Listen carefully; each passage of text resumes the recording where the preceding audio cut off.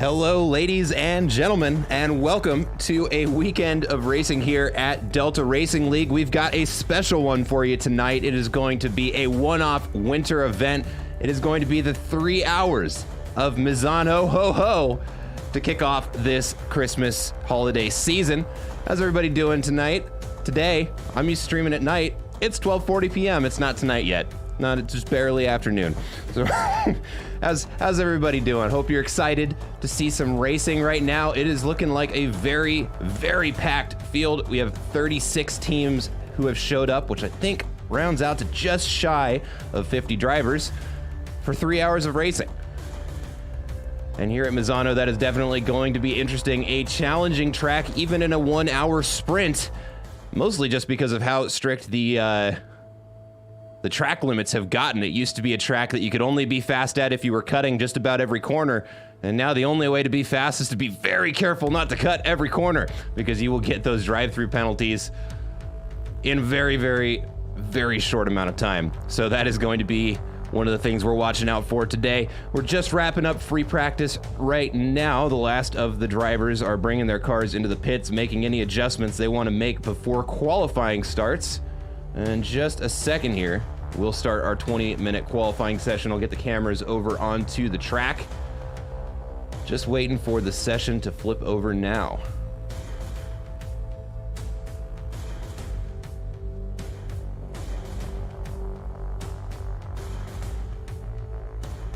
So, if anybody's unfamiliar with endurance racing, I don't think anybody in here is, but we'll go ahead and give the spiel. It is essentially a race of distance over time. So the drivers will have 3 hours on the clock when the green flag waves, and they basically have to. They're basically competing to see who can complete the most amount of laps in that amount of time.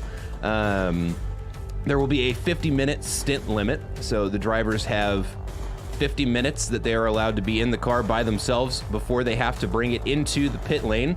In order to refresh that timer, they will have that time to do driver swaps, add or remove, or add fuel, change tires, do whatever they need to, and then get back out onto the track. So properly scheduled pits are going to be very, very important here for the drivers, because bad pits can end a race if you're not careful. Also, with 3 hours on the clock, things like drive-through penalties start to become much, much more punishing. Especially here at Misano, a drive-through penalty is about a 40-second penalty by the time you've driven all the way through pit lane. But without further ado, we now have cars out on the track, and it is going to be led off by a Delta Racing League regular here. That's going to be Jeff Spangler. Let me get the sound on there for you all. There we go. Now we can hear him. Jeff Spangler, a regular here. Very, very talented driver. Potentially even bordering on being an alien, depending on who you ask. He will be one to keep an eye on today. And if you look over on the left-hand side of your screen, give me just 1 second here to put the car numbers back up and fix that. You'll notice there are some different colors. Now, normally we would use these to kind of point out who's in what class, but today we're using them a little bit differently. So white and red does mean Pro and Am, but all of those silver names, so right now let's see, let's click somebody who's got a silver name.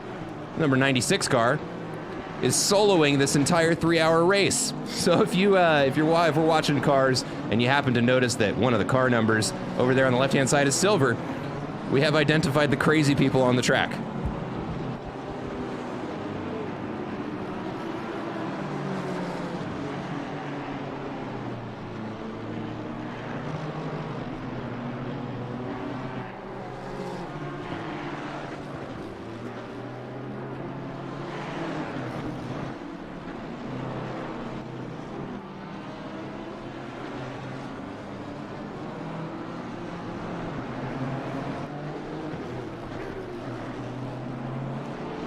Alright, so let's see here. Let's go ahead and take a look at Andrew Sear racing in the McLaren, which is a bit of a departure from what we're used to seeing him in. He is kind of a die-hard Porsche guy, but he has decided that the engine probably doesn't belong hanging off the rear axle and has put it back inside the cabin of the car. And he's racing the McLaren today, so it'll be very interesting to see, very, very different cars, just how his performance goes. But Andrew Sear, a consistently strong performer here at Delta Racing League.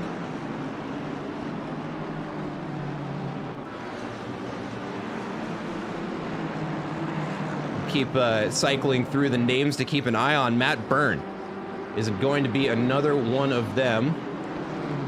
See, he is racing on a team with James Morris, another very, very quick driver that we see here.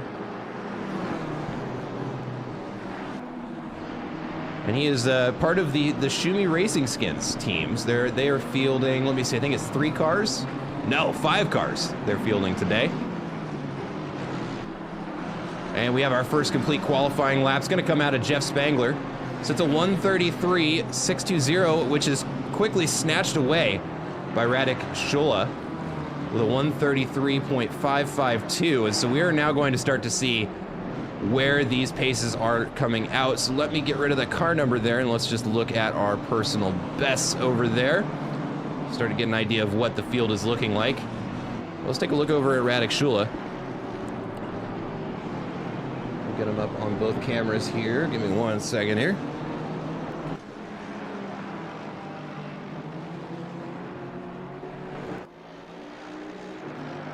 Let's go ahead and ride on board here with Radek.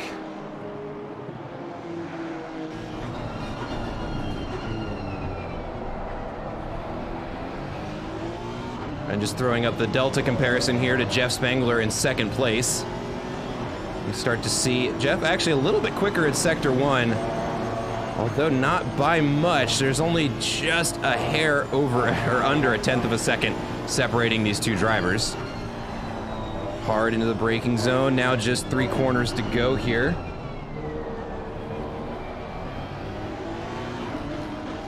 Still has the purple border, which means he is going to set the next fastest lap of the session, just barely keeping it on the track here. Nice little cut of the apex there, lets it out using every inch of the track, now hard on the accelerator. Will cross the line and set the new fastest lap of the session. It's going to be a 1:33.285 as the time to beat. We see Matt Byrne just barely invalidating that lap coming around the final corner. He did have a 4/10 improvement on that lap. He's going to be looking to get that back again here. Let's look at, we've got a little bit of a pack racing here. And we've actually got teammates stacked on top of each other. We do have a team of raccoons out on the track, both racing in Lamborghinis. I'll let you guess which 2 those are.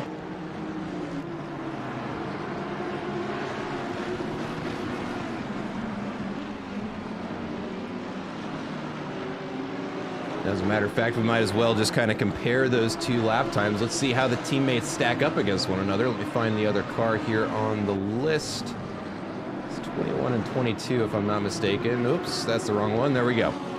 So those are those teammates there. We can see the number 22 car yielding. I believe that is to the faster teammate. It is. See, we've also got another pack of cars over here behind the number 76. Dave Crew at the wheel at the moment. Just now rounding, it looks like turn 4. And we have the other raccoon car back there in an Aston Martin.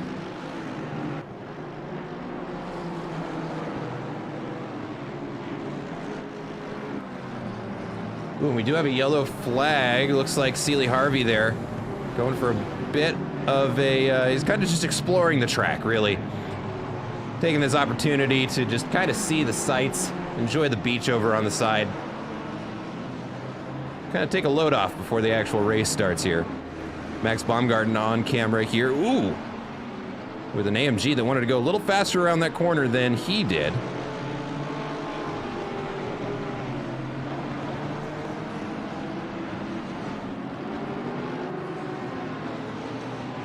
Let's take a look over at Sebastian Erdmann.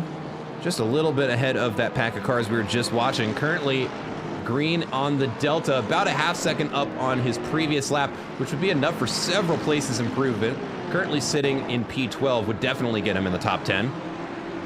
And as we can see, let me put the car number back up here. Oop, actually, I don't think we can see when he's highlighted, but I'm pretty sure he is driving alone today. Let's take a look here. Spotter guide, indeed. He is one of the crazy people who will be soloing this entire 3-hour race. Crosses the line, a second up, moves from P12 up to P6. That is going to be very, very strong qualifying lap for him. So it's a 1:34.07 just a hair off the 133s, which is where the fast cars tend to be looking to set their times.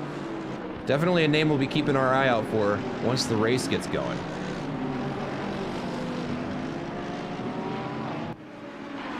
Got a new fastest lap of the session from Radek Shula, 133.1. Just a tenth and a half off from breaking the 132 barrier. That is not good news for the other drivers hoping to take first place today. The question is, will they be able to stay consistent in that? He is a solo driver, so let's see if he can keep the pace going for all 3 hours. El Poco Loco here, 1 second up on the previous best, will cross the line and gain 13 positions, moving up into 10th place.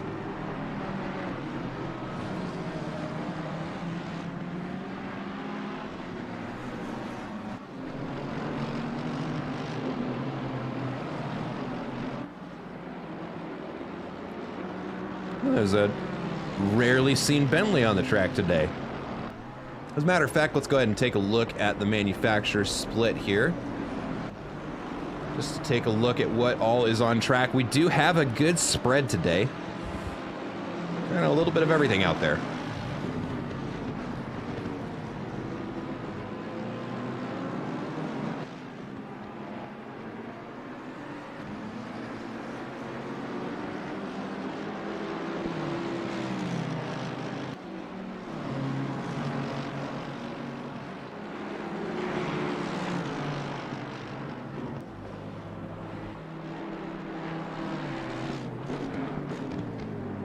Looks like most of our race leaders hanging out in the pits right now. Still 10 minutes left in this qualifying session.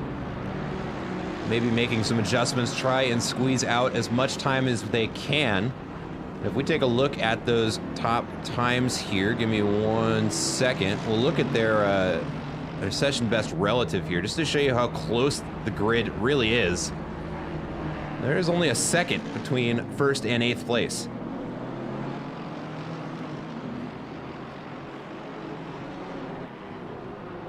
Lamborghini off wide there.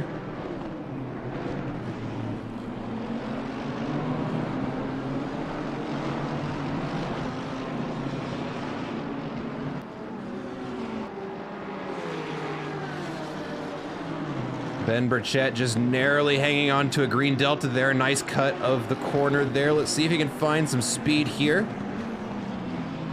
No, he is, well, A+ for consistency, hanging on to what can only be 1/100th of a second of a lead. Oh, and he invalidates wide there just on the outside, but it's okay.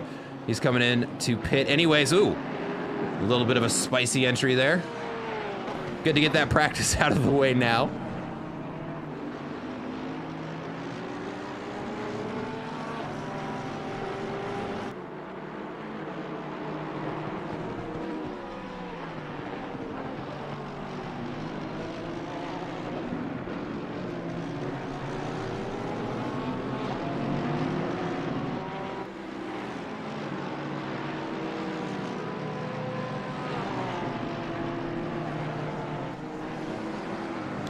Take a look over at Damian Lowe and the number 97 McLaren.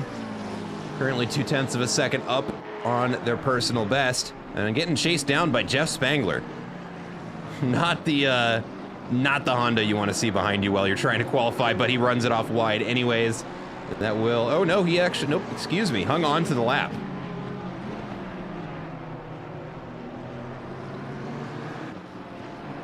And still ahead of his personal best.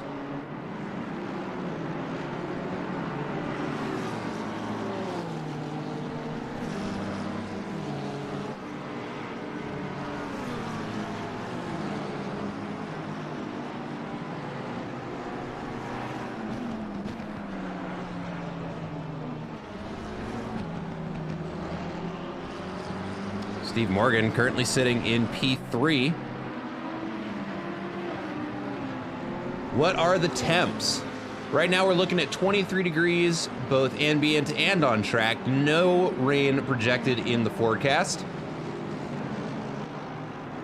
And it will be a night race. I believe it's starting at 9 p.m. And so it will end the race at midnight. So it's going to get a lot colder than it has been in quali.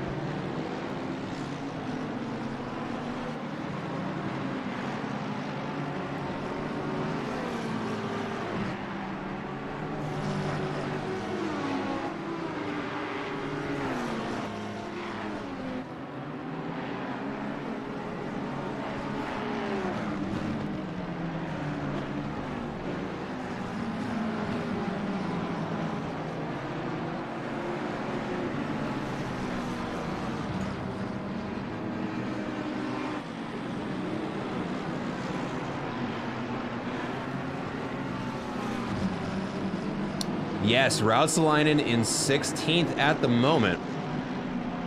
To be fair, though, let's take a look at what the lap times are looking like. That is not so much Rautsalainen sandbagging as the field just being ridiculously competitive right now. There are your lap times right now. Yeah, Ilpo might be sandbagging a little bit, but it is a very, very quick field. Look at first place's lap time. Just barely on the cusp of setting a 132 here at Misano. And right now, actually, on pace to maybe do it. Has a 10th in the Delta, rounding the fast right-hander now. The other, Pete Rautsalainen. Let's see. Or not Pete Rautsalainen.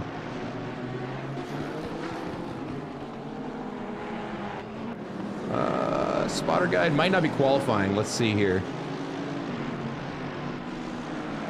Actually, don't see the name on the board. I could be blind, though, but Rautsalainen's kind of a big word to miss. There we go. Radek Shula just barely missing the 132 mark, but can very easily improve on that. Again, looking at those sector times, yellow means it was slower than their best. So definitely some improvement to be had there. Let me take a look at the, let's see. Yeah, they're just barely off potential of setting a 133 or 132. Their best potential, if you were to combine all of their sectors, is going to be 133.019. So they will need to purple all 3 sectors again, or make a large improvement in one of them, in order to get that 132, but just barely off the mark there.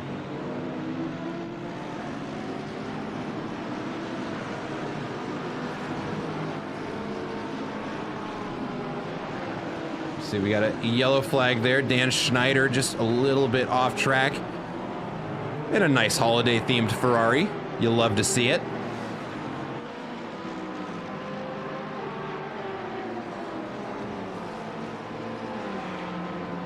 DeMarcus Rogers here on a pretty good lap, 0.6 up on their personal best. Now just a half second.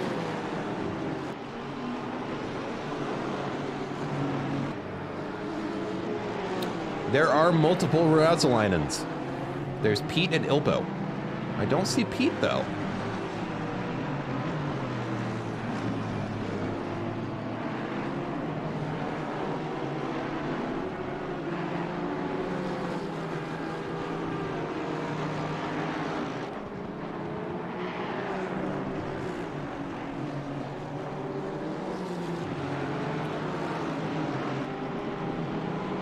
DeMarcus will cross that line, doesn't post an improvement, so no personal best on that attempt. We'll try it again. Let's take a look. Jonas Sarv just, Zvar? I'm gonna go with Zvar. Crossing the line there with a new personal best, 135.1, gaining them several positions.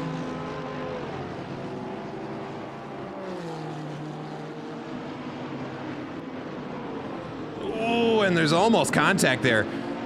Number 45 Porsche almost going into the back of the Bentley in front of them. Narrowly avoids the collision there.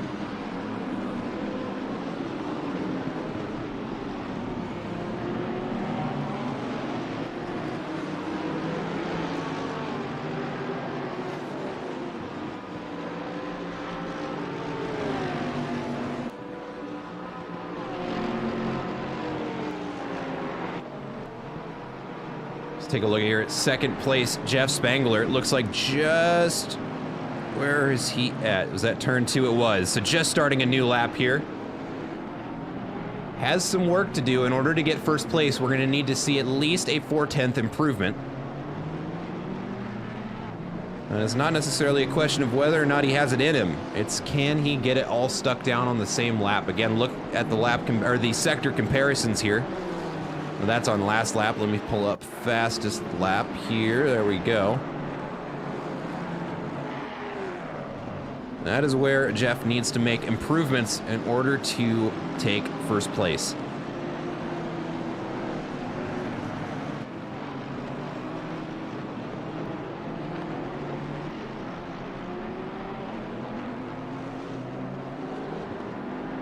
We actually have some pretty tight packs here for a qualifying session. Let's see, 2 Lamborghinis making their way around a Porsche there.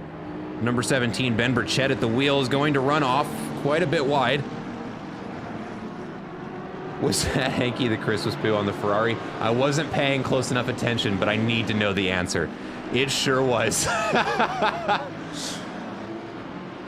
Oh, that's fantastic. I love it here. You guys give me life.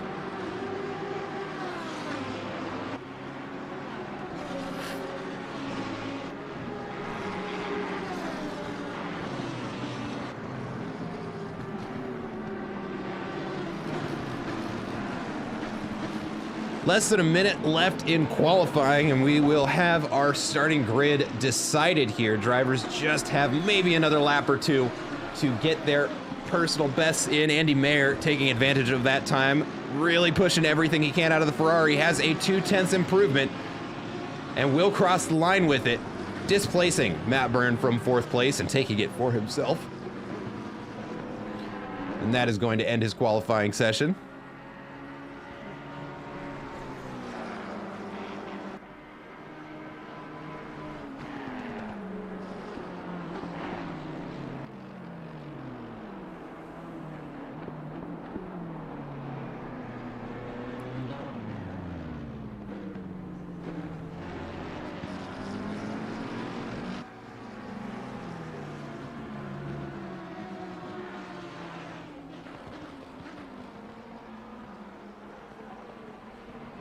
Oh, sorry, I wasn't paying enough attention there. I was trying to catch up on DMs. Ben Burchett now coming across the, or coming around the corner here. Where is he at? Looking at the track map. Coming around the last couple of bends here in the 3rd sector of MisanO.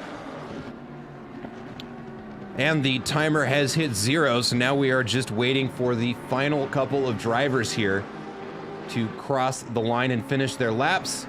And then we will get moved over to the starting grid of the race. And if anybody is joining us just now, a reminder, anybody whose car number over on the left-hand side of the screen is not red or white is soloing this entire 3-hour race.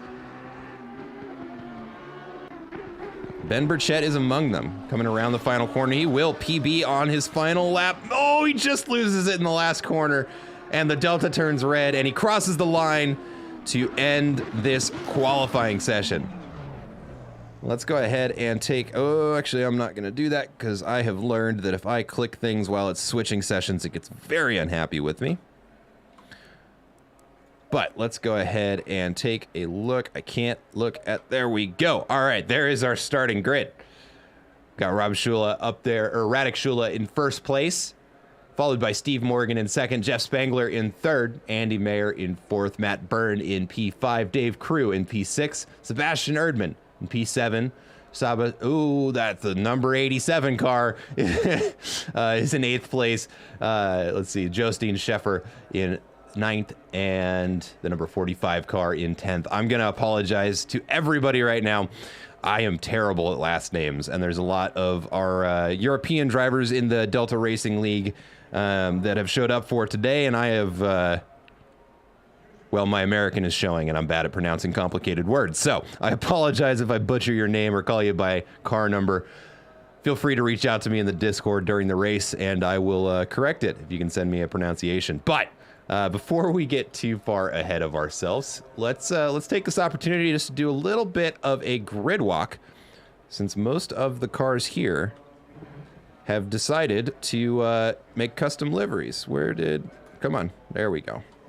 There we go. All right, let's take a look here and just take a look at the starting grid as my computer chugs trying to do the manual camera there, but that is going to be Radek Shula in 1st place, Steve Morgan in 2nd, Jeff Spangler in 3rd, Andy Mayer in 4th, Matt Byrne in P5, Dave Crew in P6, Sebastian Erdmann in P7, followed by, let's see, oh, I'm really trying on the last names. I'm just not going to. I just can't. What an amateur I am.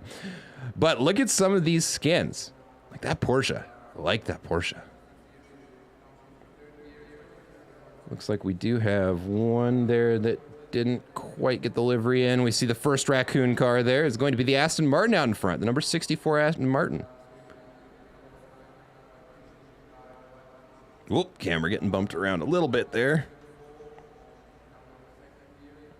But look at this grid. So many cars. There's the other two raccoons right there. Gotta love the creativity of the drivers here. Not only putting the time in on the track in order to compete here at Misano, but also spending a little bit of time personalizing their cars, making them look nice and pretty for us, so we have something nice to look at during the race. But as I mentioned earlier, it is going to be a nighttime race tonight. We're starting the race at 9 p.m. in game time. It will finish at midnight. Right now we're looking at sunny, clear skies. Well, kind of sunny. The sun is set, but clear skies, no clouds or rain in the forecast. And it's actually a relatively warm evening here at Misano, 22 degrees, both on the track and ambient.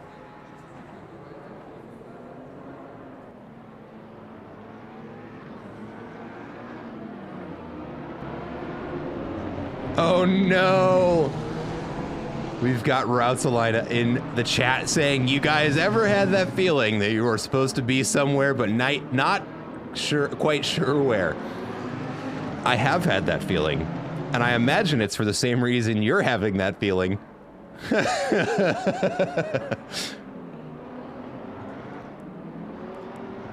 But you got here just in time. Qualifying just finished. We are now starting the formation lap here at Misano. So could not have had better timing, my friend. Well, you might have had better timing. You could be on the track, but you get to watch it with us. Best seats in the house.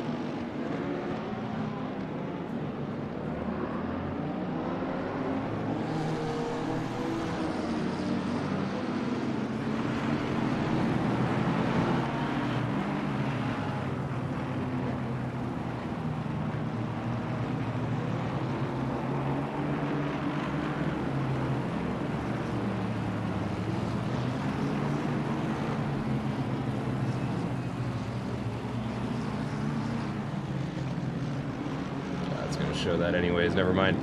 Just trying to get us a little bit more screen real estate.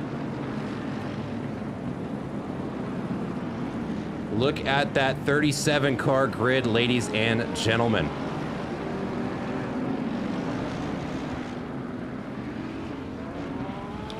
And again, the formation lap, last opportunity for drivers to get temperature into their brakes, into their tires, make sure the car feels the way that they want it to.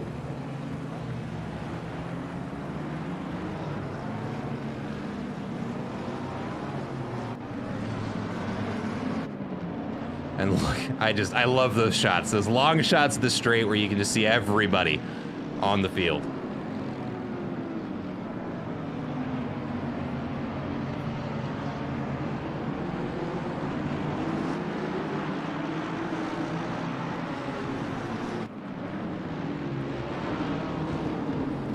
All right, but it looks like the drivers are now lining up single file, or double file, I can count, as we get ready to start this race.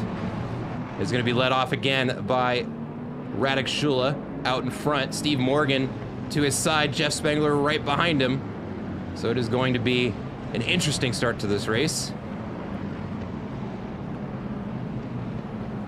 But again, I want to say a final thank you to everybody who has joined us. We hope you enjoy the race. As always, my name is Matt McAdams, bringing you the action here from the commentary booth, and now we just wait for the green flag to get this race started. And there is the green light. The race is underway. Radek Shula gets a fantastic start. It looks like Steve Morgan may have lagged just a little bit at the start because now Jeff Spengler up his inside. It looks like he's going to sneak through, no problem. Let's take a look here from the helicam perspective. Oh, and there is already huge accident there in the middle of the field. And I'm trying to get the cameras back in time. That's just not letting me. What is going on here, broadcasting client? Do you mind? Oh, no. Okay, all right. Oh, there's so many positions changing. It has just locked me out of what is going on there, but we have a huge incident in turn 2 there on lap 1. And it wouldn't let me get the cameras back in time. In fact, I still don't have control of the cameras. Wow. Well, that's interesting. Let me get the cameras on our race leaders here, and I'm going to restart my broadcasting app because that's not going to work for the race at all.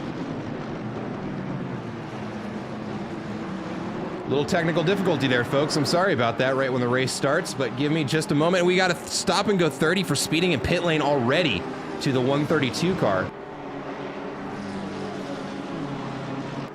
All right, let's get all of this back up and running. Bear with me. It looks like Jeff Spangler's still hanging on to third place. Let me grab this, put that up there. Oh boy, I'm working fast here. I'm sorry, folks. That little lap 1 incident just kind of screwed up my broadcasting software. Too much happened all at once.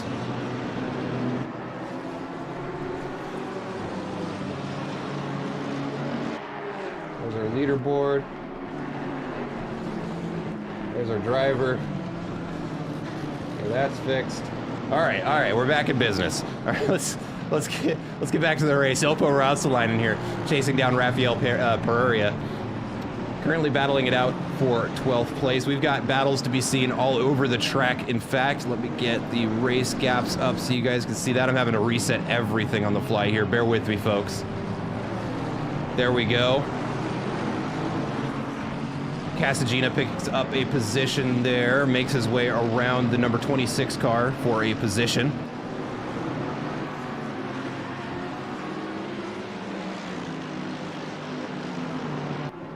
We've also got a bit of a battle for P11 starting to develop. We've got one of the Raccoon cars, the Aston Martin there behind Jacob Sevic here.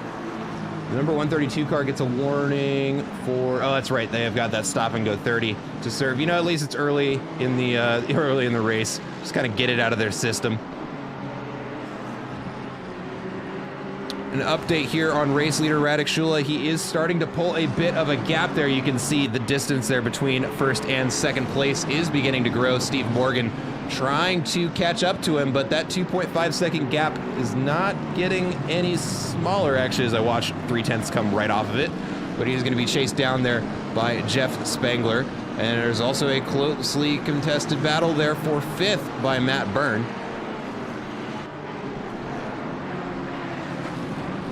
But the battle for P11 still heating up here as Rafael Pereira trying to get around the McLaren in front of him.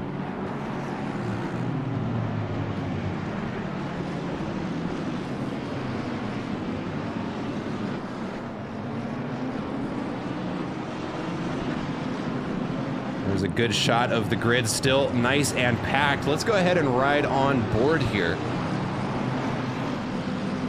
With number, let's fix that. We're going to throw that over to the battle, and we're going to hop on board here with Rafael Pereira. Fix the comparison data there as he's trying to close up on the McLaren. That gets a little bit loose there on the brakes. The rear end comes out from behind him. The Aston Martin had to check up just a little bit in order to try and get around him. Oh, and the pass might have happened going the... Looks like the McLaren runs out wide. Now the Aston Martin is alongside him. Does he get there before the apex? He does, and that is the move made there by Rafael Pereira, gaining a position. Now Ilpo Rausselainen makes a move and is able to secure that position as well. It looks like kind of everybody able to squeeze their way up the inside there.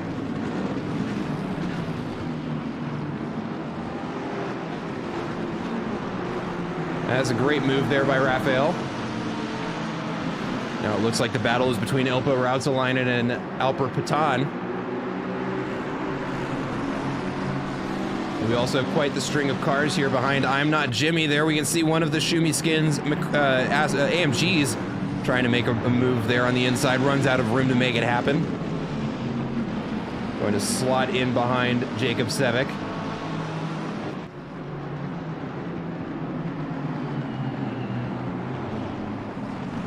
Oh, and this is very close there. We see the AMG. There goes Casagina up the inside. And we still have cars going too wide around turn 4, and there's a little bit of rubbing his racing there between a couple of the cars there.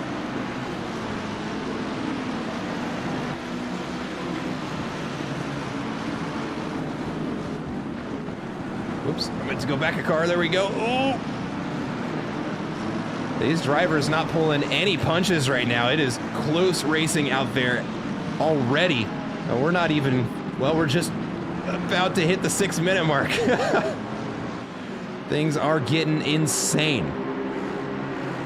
Let's take a look ahead of the grid here. We've got a battle for 8th beginning to develop. Andrew Sear has caught up to 8th place Jostein Schaefer. Schaefer? I'm gonna go with Schaefer.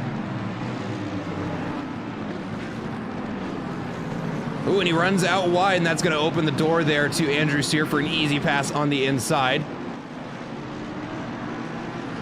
And also at race leaders, we've got Jeff Spangler potentially under a little bit of pressure here as the number 88 Lamborghini has caught up to him.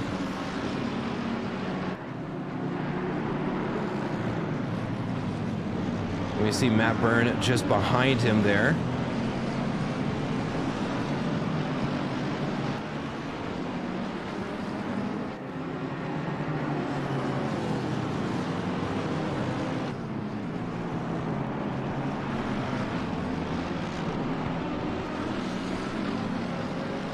Also some close racing to be seen over here behind Sebastian Erdmann.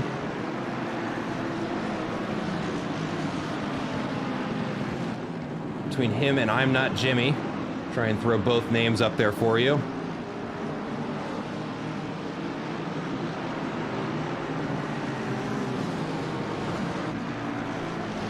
Ooh, looks like Jeff Spangler's really having to get on the defense here.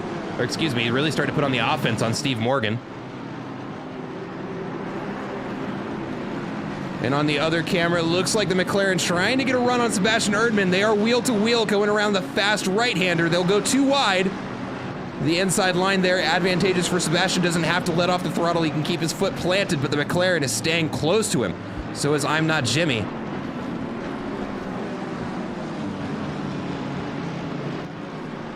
Let's go ahead and take a look over here at that battle.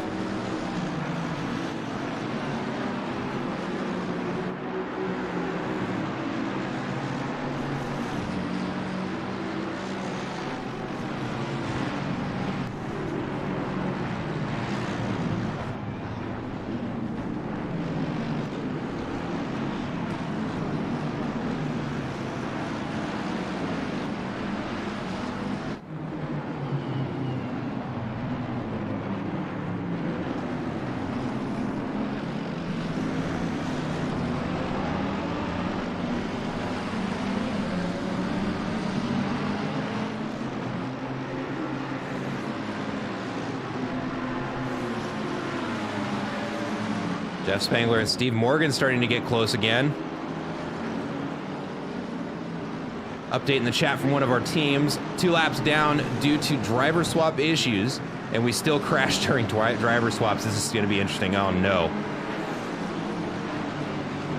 That is not great news.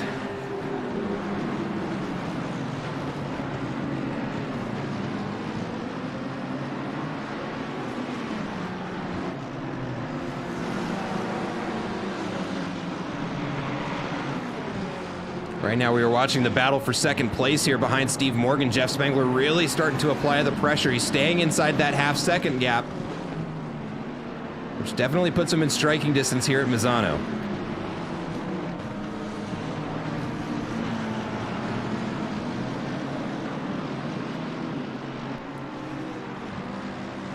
Let's take a look over here behind Johannes Schaefer as he's getting past there.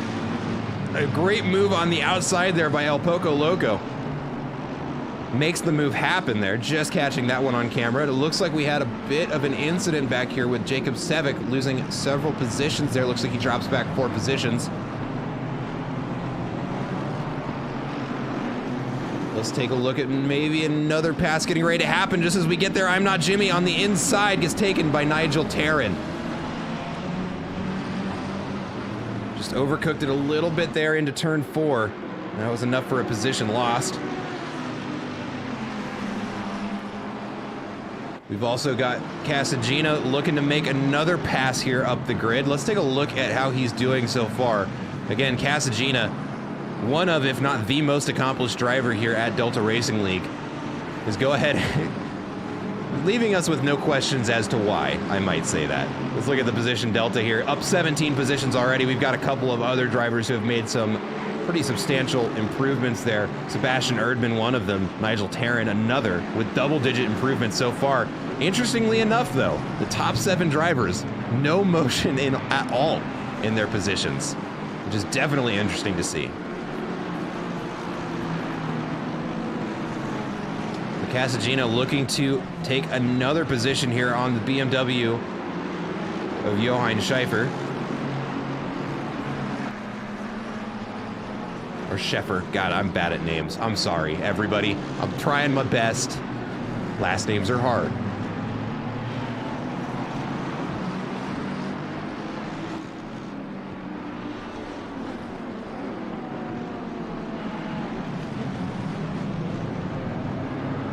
Looks like Ben Burchett with an early pit stop. Looks like we got another car in the pits as well. There's actually several drivers who have decided to pit. I don't see much actually, I do see some damage to the front of that Lamborghini. Looks like the front spoiler has, front splitter has taken some damage there. And he is gonna opt to just refresh his stint timer and get back out there. Matt Byrne down a position, we missed it. It looks like the number 88 car has gotten the move made here, but Matt Byrne right behind him to try and take it back.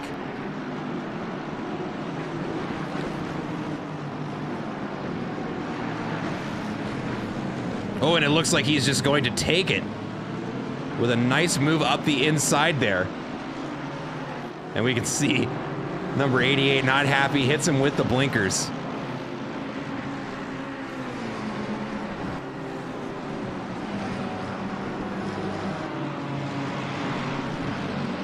Also, to the viewers at home, let me go ahead and ask, now that it's starting to actually get dark out here, everything's still visible enough once it goes through YouTube and gets compressed. So if we need to fix it, now's the time to do it.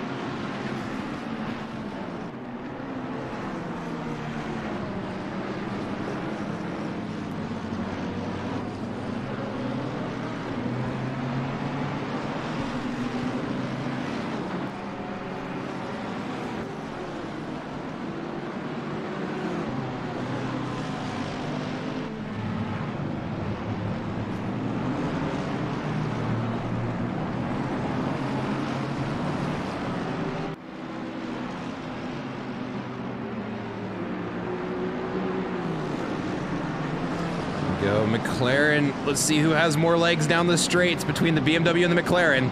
It does look like the McLaren gets there first, but the BMW going to go the long way around on the outside. He's going to try and hang on to it.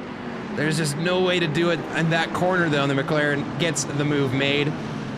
Casagina gaining another position.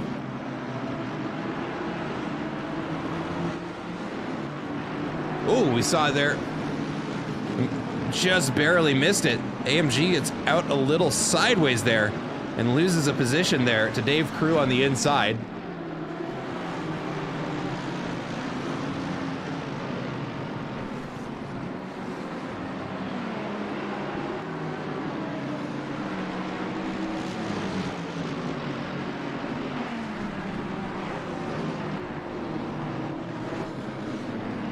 Ooh, and there's a big yellow flag there. It looked like potentially some contact between the number 111 and 202 car.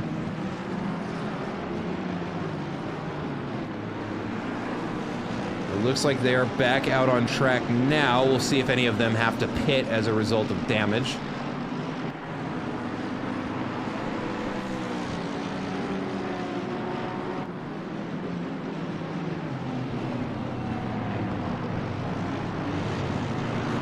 But again, to the viewers at home, let me know if it is starting to get too dark. If we need to fix that, now is going to be the time to do it.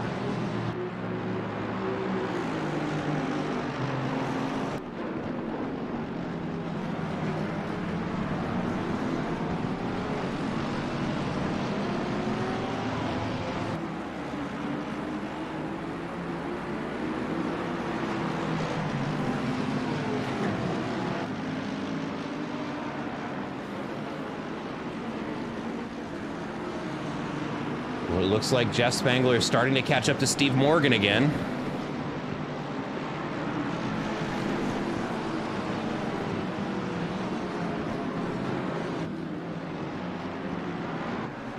Radek Shula with a new fastest lap of the race, 133.93. And that is the fastest by quite some time. Got a pretty tight pack of cars battling for 18th here, coming. Ooh, a lot of movement there on the grid. Ooh, and barely almost contact there between the Ferrari and that AMG, and McLaren finds his way up the inside as well.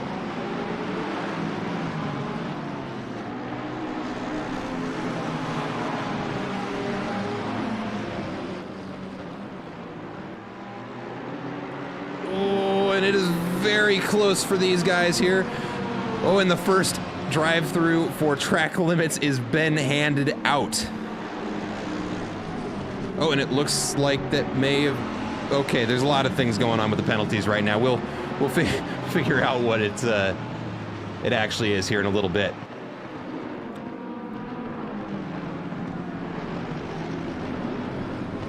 But let's see, number 111 car in the pits, Jacob Sevic. Sebastian Erdmann gains another position on Rafael Pereira, putting him up into P11. We've actually got a little bit of a train of cars starting to develop. Oh, Ilpo Rautsalainen among them in the white and purple Aston Martin.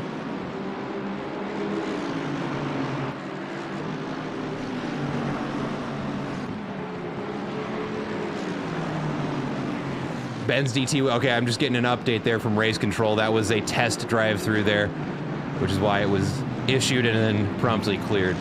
Number 98 is legit. So we do have our first track limits penalty applied to the number 98 car. The first of what I'm sure will be many here at Misano today.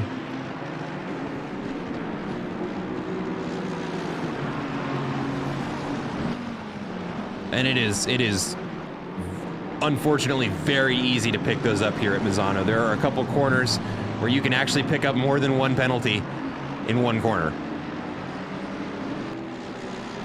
Ilpo Rautsalainen really pushing to try and get around Rafael Pereira here.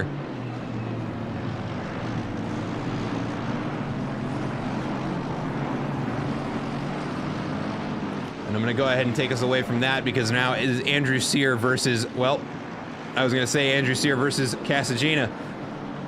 But Casagina making that move happen before I can even get the camera over.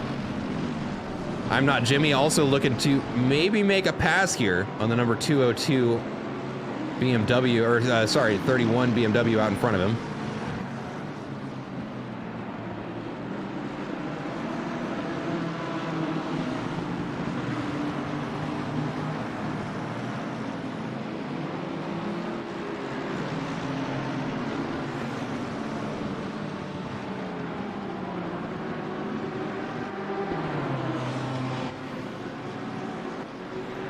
Ilpo Rautsalainen and Nigel Tarrant here starting to get pretty close to one another now.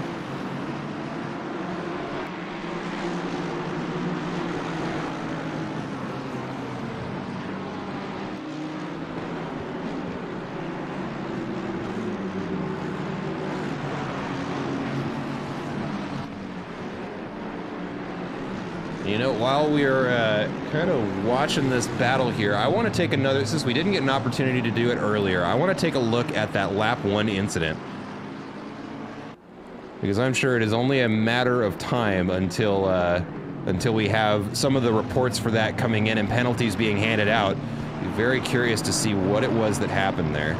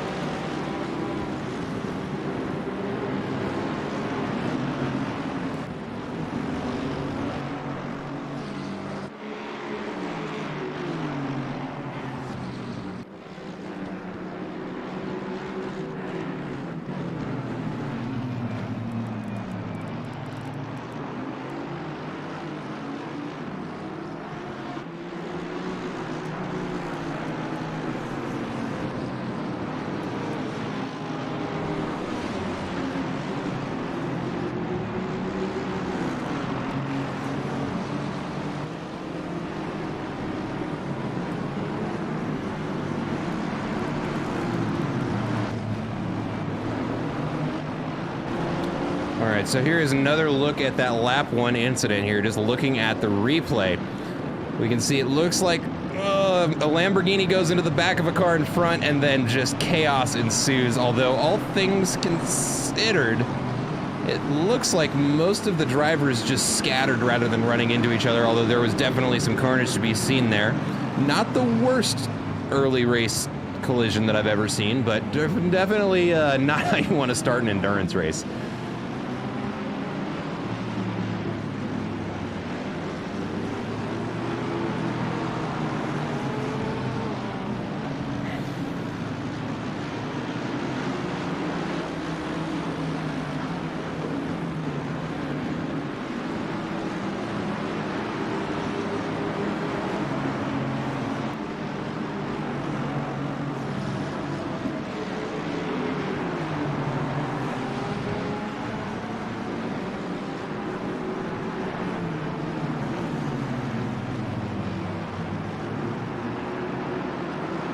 Right now we're still watching the battle between Ilpo Rautsalainen. Ooh, and actually, Casagina setting new fastest lap of the race, shaving a couple of hundredths off of first place Radek Shula's with a 133.85.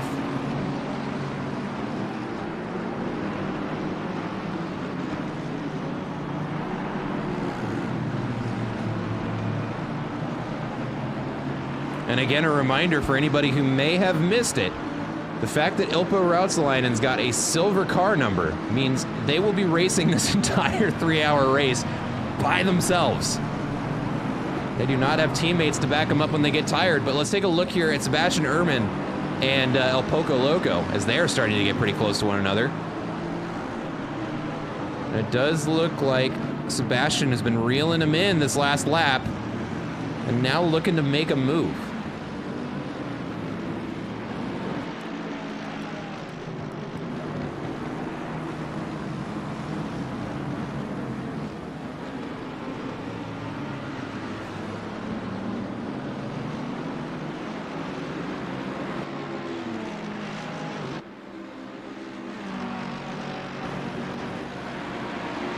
And it's side by side going around. It looks like Sebastian gets the move made, has the inside line going into that heavy braking zone. And now he's got Nigel Terran to worry about, and the Ferrari just left hung out to dry there. Both drivers make their way through there just because of an awkward line in one corner, and that is all it takes. Fortunately, they've got 2 hours and 35 minutes left in this race to try and make that position back up.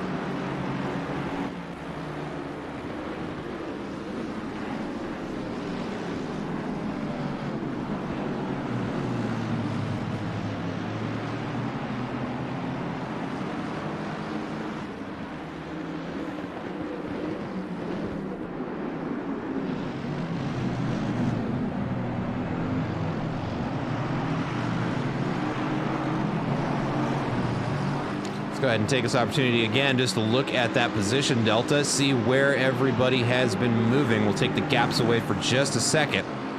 Take a look at that grid. Although I don't think it's counting that correctly because, well, no, Casagina would be up about 20 spots. And Sebastian Erdmann, if I remember correctly, had an off start, which would explain the number of positions he's gained as well.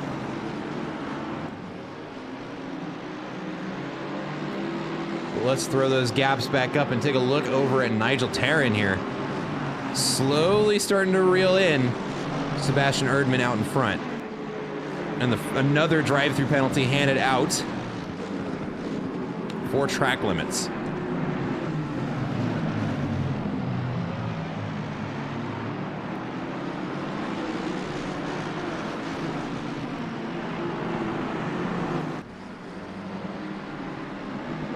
Let's go ahead and use this opportunity to ride on board here with Nigel Terran. Just take a look at this battle from inside the car as he is trying to reel in Sebastian Erdmann just in front of him.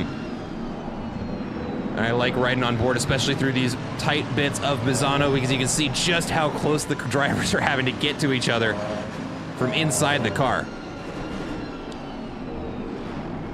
Ooh, Sebastian lets it out a little bit wide there, but is able to recover before Nigel is able to capitalize on that mistake.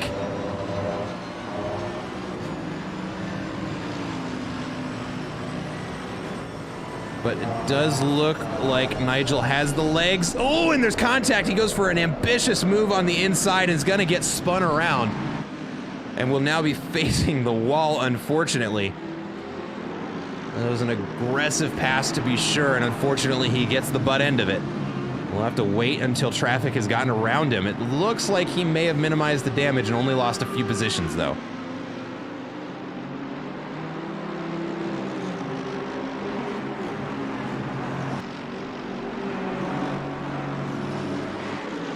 Number 132 car has one more lap to serve that drive-through penalty.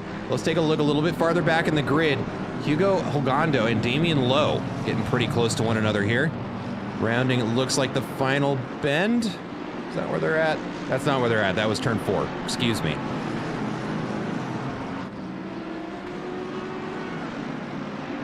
Ooh, and just a little bit behind them, we've got a pretty tight battle behind Max Baumgarten for 32nd position. Paul LeBlanc and Jacob Oldsney are going to be included. A white flag waving for Paul LeBlanc. Not sure what's going on there. Letting some cars pass.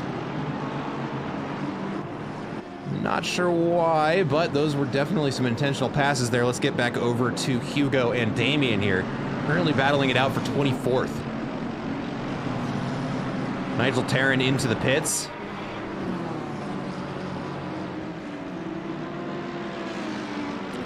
And it looks like the 911 car going to pick up a 15-second penalty for causing a collision. That's going to be Max Baumgarten.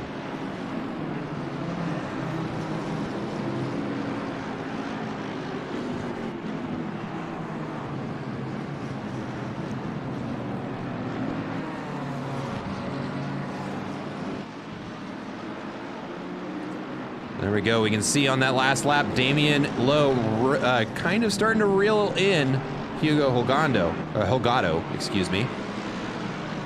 About 3/10 faster on that previous lap. We see the McLaren using a bit more of the track than the BMW. The BMW being forced to take some defensive lines here.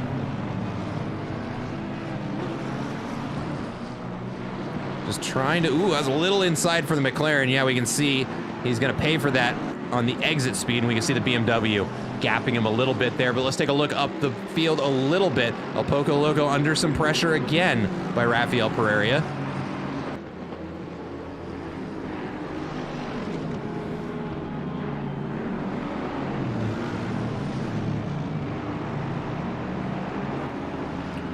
And just behind him, Ilpo Rausalainen and Rafael Pereira getting into it.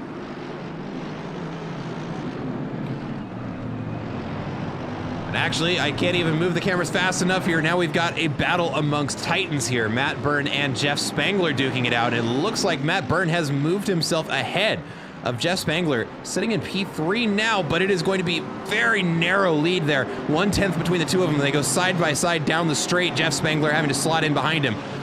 Man, and if ever there was a time to ride on board, what am I thinking? We got to watch this. Because now they are going to start sifting through the slower cars in the field as they start to kind of weave their way through lapped traffic.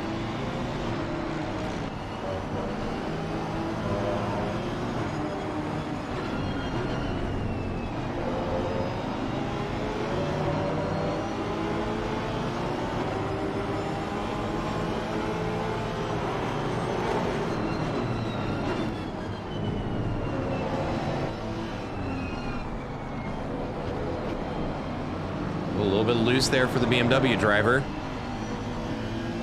See if Jeff can capitalize on it.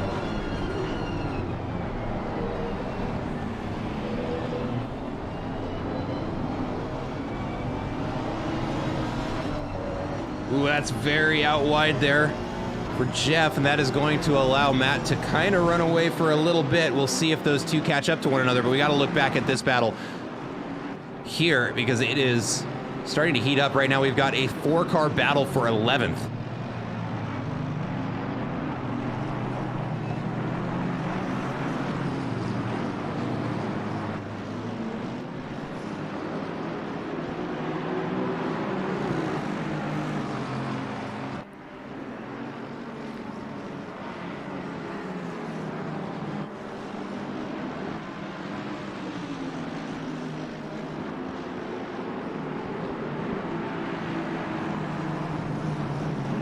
Looks like Ilpo's going to be under some pressure here. Alper Patan starting to catch up to him.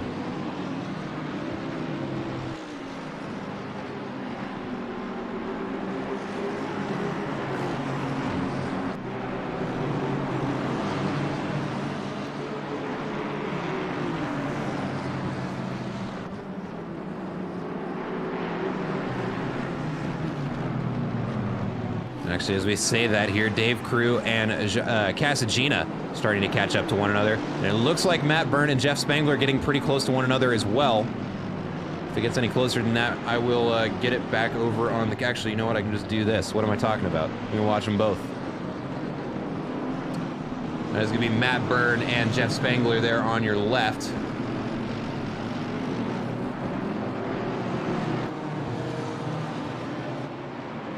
And actually, they're so close, we're going to get that over on the main camera there as we watch Matt Byrne defending the inside line there. It looks like they both get around some lapped traffic.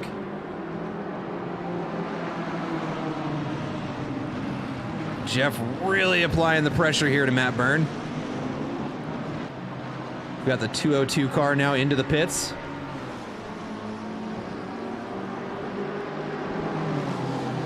We crashed on driver change. Javier, no! Oh, that's bad luck, my friend. Ooh, great line there by Jeff Spangler. Not enough to beat Matt Byrne to the apex, though. Wow, and it is pitch black at that part of the track. My goodness.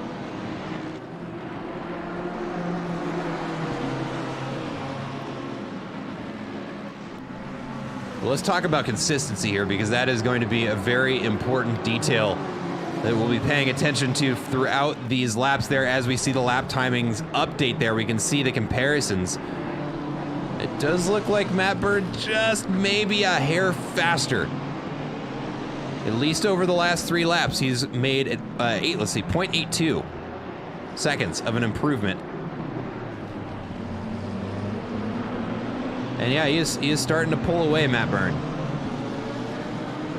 And as we say that, the number 88 car, Marc-Andre at the wheel, is starting to reel him in.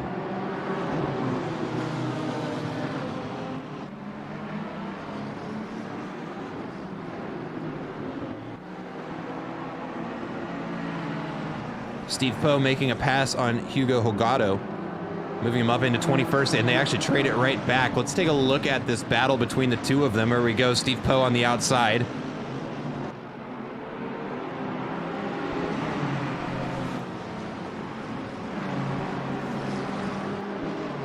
Ooh, and it's side by side, hard onto the brakes, going around the corner. BMW on the inside, the Ferrari has the legs on the outside. There's contact there. Uh-oh. They're both off track. It looks like they managed to avoid spinning or taking major damage there. That is going to be an incident I'm sure is going to be reviewed by the stewards here in just a little bit.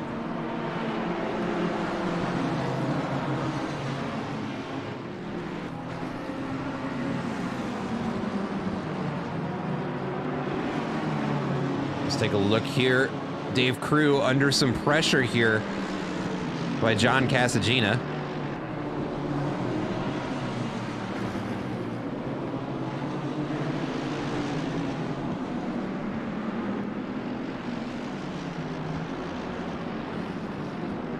Jeff Spangler also starting to catch Matt Byrne again. Matt Byrne has caught up to some lapped traffic and is starting to slow him down just a little bit. Casagina makes the move happen.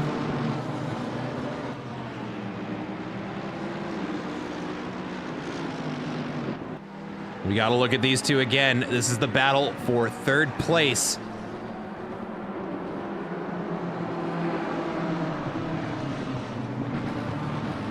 Ooh, and there's a yellow flag. Andrew Sear just loses 4 positions. Not sure what happened there.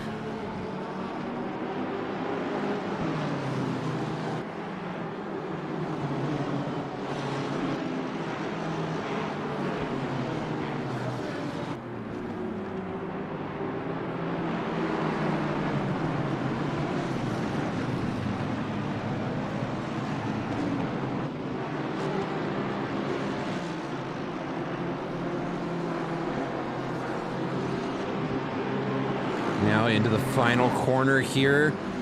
The Honda versus the BMW, both of them taking it very, very well there. They're going to cross the line. Let's get some updated lap times there.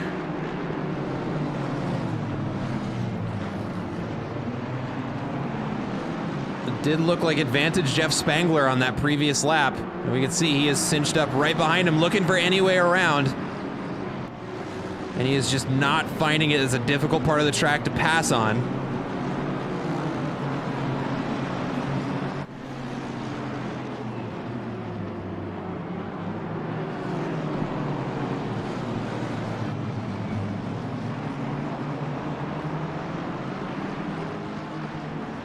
Ooh, and the number 98 car is going to pick up a penalty, a drive-through for track limits.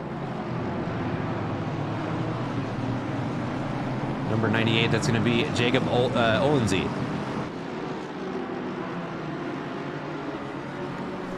We've got a little bit more of a battle developing here behind El Poco Loco.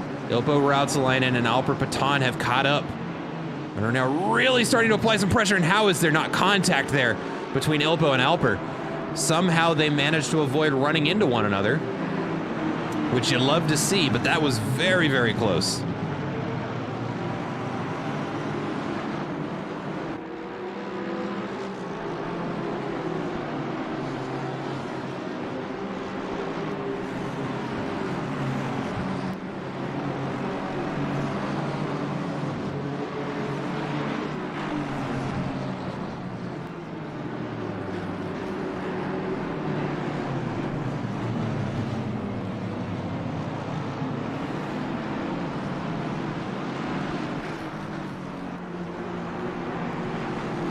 Take a look at these guys later. Steve Poe right now under a bit of pressure by Nigel Terran after serving, what was it? It doesn't look like he served a penalty, but does have a pit stop under his belt now. And actually, we should start to see the majority of the field starting to make their way in. Again, the stint limit is 50 minutes, excuse me. And as a result, we should start to see some drivers making their way in now.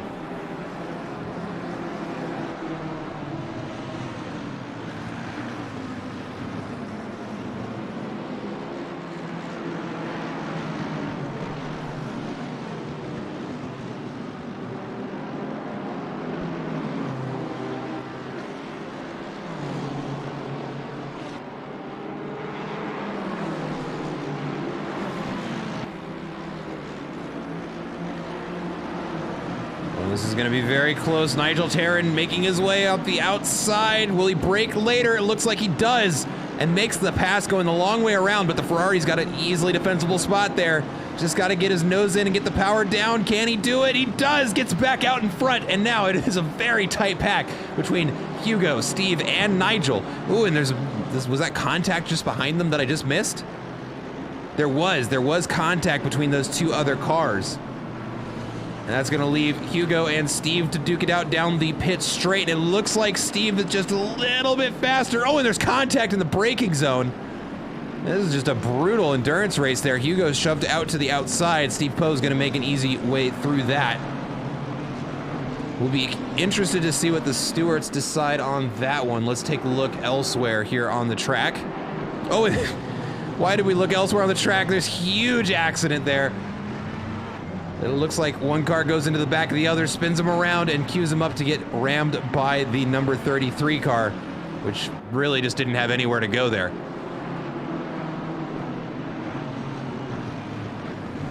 The commentator's curse, ladies and gentlemen. You can't tell me it's not real.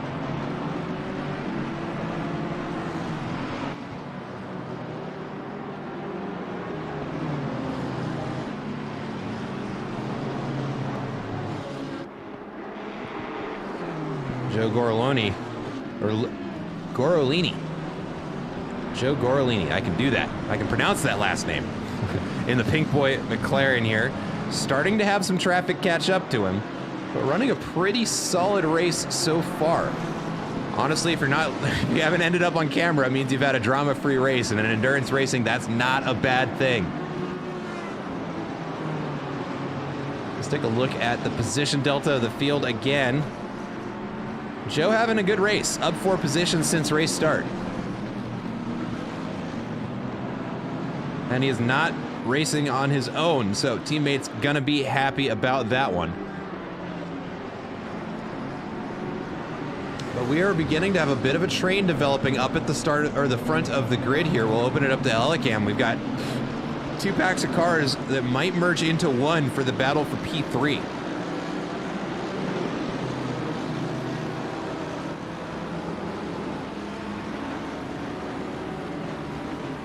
Casagina making his way around Melicon there, moving himself up into P5. And now we'll be setting his sights on Jeff Spangler out in front, who's getting around some lapped traffic. Oh, that's a bad part of the track to catch him. He's looking for a way through. Somehow they thread the needle without incident there. And we're starting to see the first pit stops come in. It looks like the number 64 and the number 21 car are going to be in for their pit stops. Number 64, we will see a driver change. Rafael Pereira at the wheel there, doing an excellent job for the team, if I remember correctly. Only managing to lose 2 positions. Not a bad start to the race.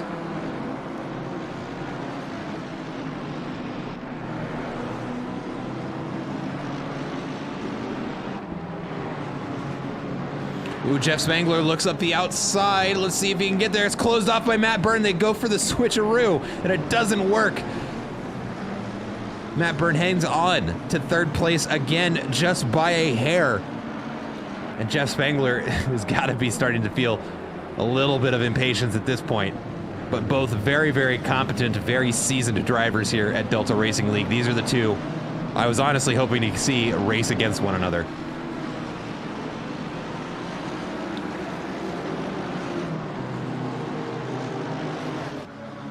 Yep, and we're starting to see pit stops happening now. Number 21 car is let out.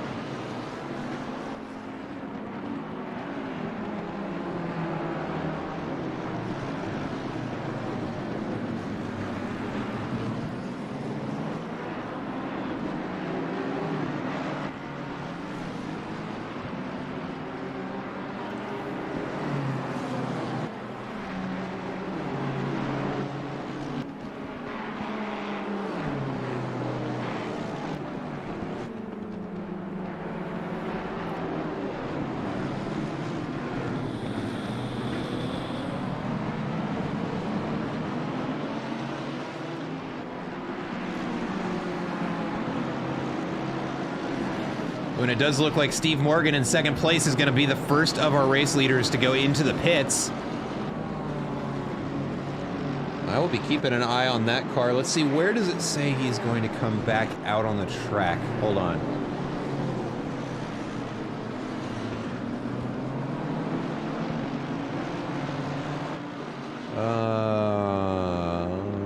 Steve Morgan is saying he'll come back out in 7th, but I don't think, no, that's not correct yet.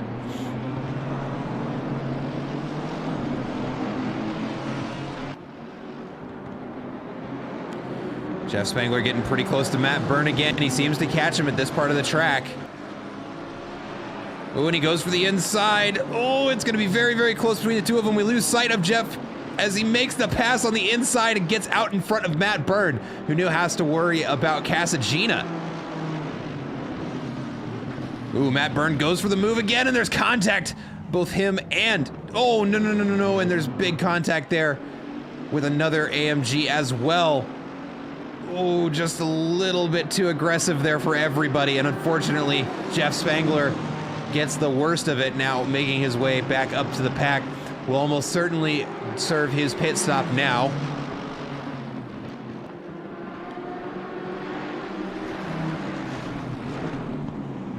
It may have just been a little bit of an aggressive move there by Matt Byrne. We'll see what the stewards think of it. But unfortunately, they do the slow, lazy pirouette of death there. Neither driver deciding to go in for their pit stop here. And looking at the pit timer here, let's see how much time they've got left. Less than 5 minutes now. Looks like about half the field has served their first pit stop. Or has at least reset their pit timer.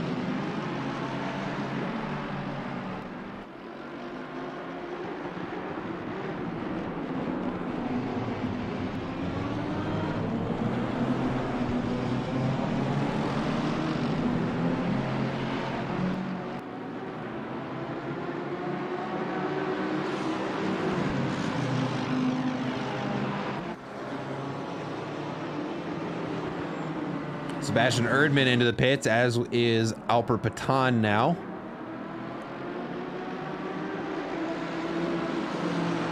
And where did our friend in second place end up? Let's see here.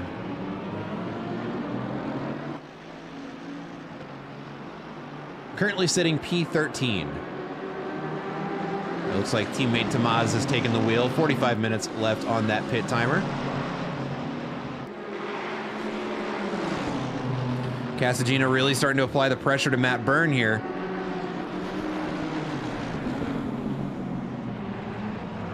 Let's take a look at their lap times. Let's look at the last 3.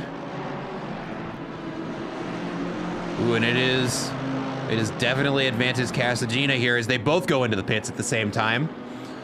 So now it comes down to who has the better stop. And we will have the answer to that shortly. Let's take a look at the battle between Andrew Sear and Ilpo Rautsalainen. Ilpo is going to be soloing this entire race, but Andrew Sear is joined by teammate Aaron Sear, his brother. The two of them racing on the same team here for Shumi Skins in the number 410 car. Let's see, how much time does he have? Let's see, 3 minutes left on the stint if you have not been into the pits. It looks like Andrew Sear going to come into the pits now. And we should see brother Aaron Sear take the wheel here in just a minute.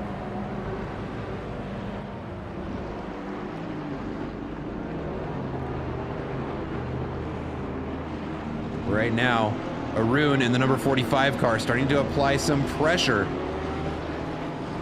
to the number 21 Lamborghini.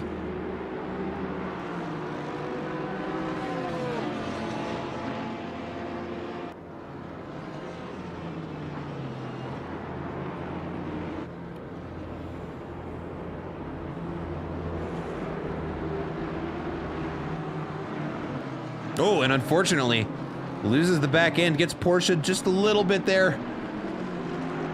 And is going to lose a position to Ben Burchett as a result. And I'm Not Jimmy manages to sneak through as well. It's just immediately taken back by the Porsche driver. Let's see if the Lamborghini gets him on the exit there, because he did go out a little deep. Doesn't look like it. The Lamborghini is going to lock in behind him, though.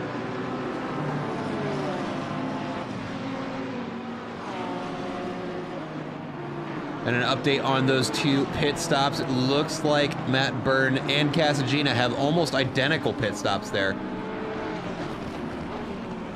But Casagina taking about 10 seconds longer, it looks like. Yeah, to spend a little bit more time on the jacks, maybe repairing some damage there. We've got a yellow flag on Ben Burchett. Let's see. Oh, it's a big yellow flag. Looks like it may have been some blue flag traffic involved there with Alexander Bertoli. Ooh, and there's gonna be some drive-throughs handed out for people ignoring the stint timer. Andy Mayer into the pits now.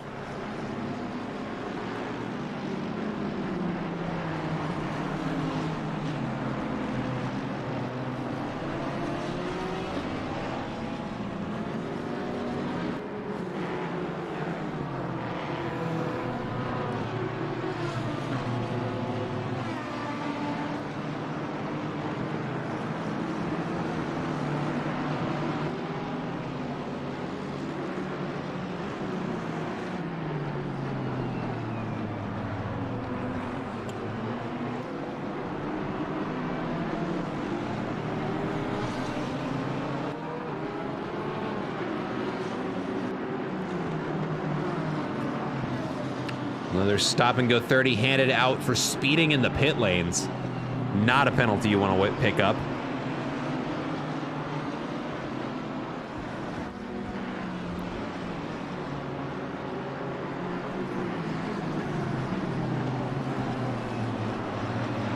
Ooh, we might see a pass here for 14th place. The number 21 Raccoon car makes a pass on the teammate on the inside there. It may have been intentional, looking at now that they are racing as a team.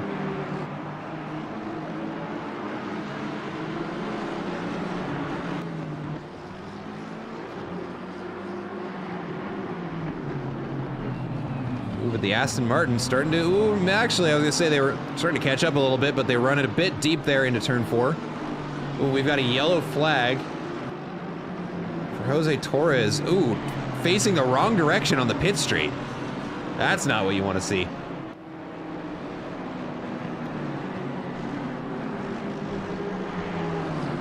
We'll make another shot of him here as we go to another battle here.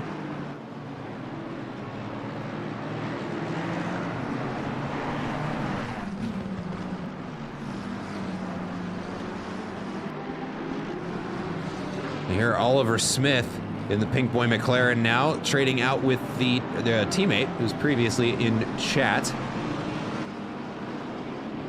I'm sorry, the name escapes me for the moment, but under some pressure by the number 111 car.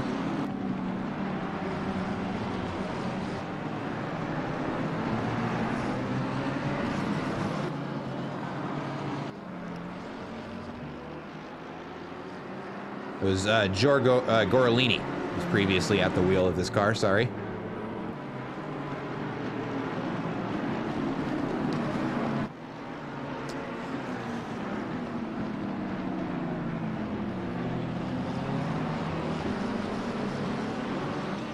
Oh, and there's, I'm not sure if that's contact or they got spun around. But Oliver Smith off track is going to lose 3 positions there. Looks like 202, 17, and 111 make their way through. Now has some recovery to do. Oppo Rautsalainen starting to catch up to the back of Veronica Veranda, the number 33 car.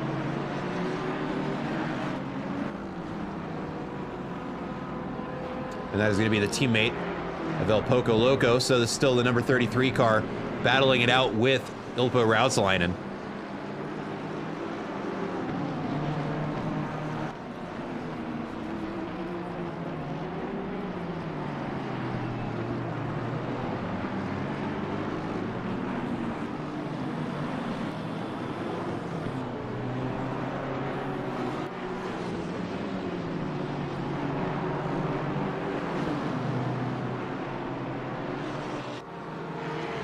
Haven't had an onboard in a little bit, so let's go ahead and ride on board here with Ilpo Rautsalainen.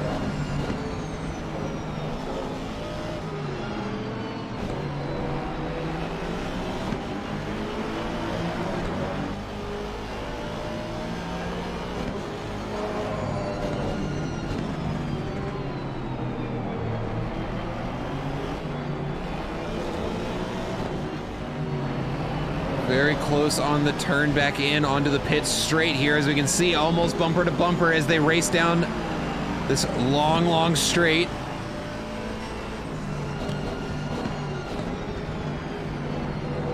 Ooh, a great move there on the inside. Is it enough to make the pass? It is. And Ilpo Rautsalainen will secure another position there, but the Ferrari is going to try on the inside. Just not close enough to make it happen.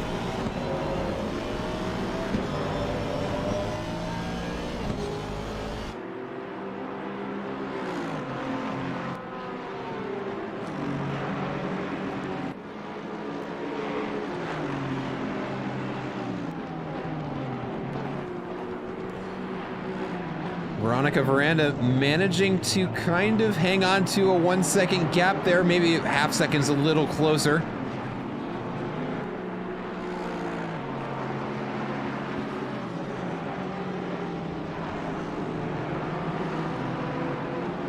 I was wondering what was happening there, Javier. I noticed that. I almost said something about that. But that is going to be an unfortunate DNF. I am sorry about that. That's classic endurance race Kunos things.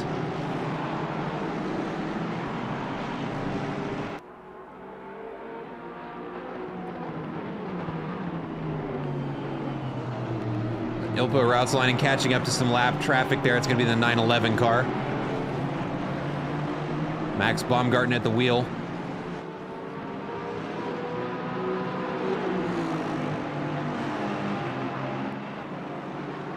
Ooh, and the number 23 car going to pick up a 15-second penalty for causing a collision. Let's see, number 15.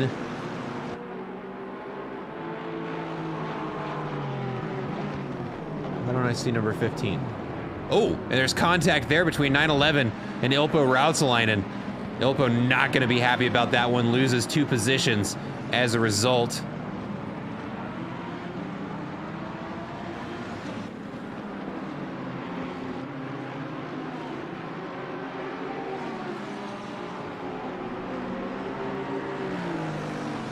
Another familiar name here for any Delta Racing League regulars, Sam Snelltrain has taken the wheel of the number 34 car.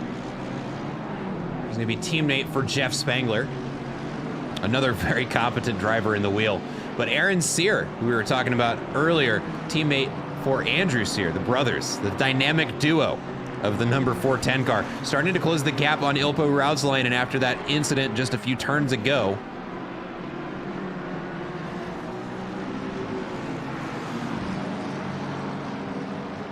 And it does, well, that last lap may not necessarily be a good indicator of pace there. Let's look at last 3 laps.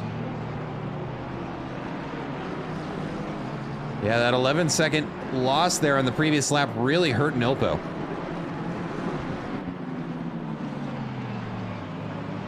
But Aaron Sear doing a good job on consistency.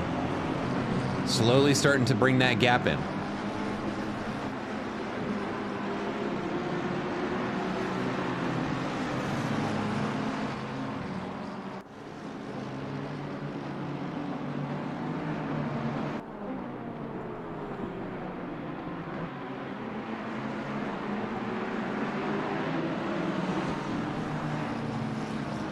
New fastest lap. I mean, the field is getting faster. Casagina finding a way to whittle away some more time off of that lap.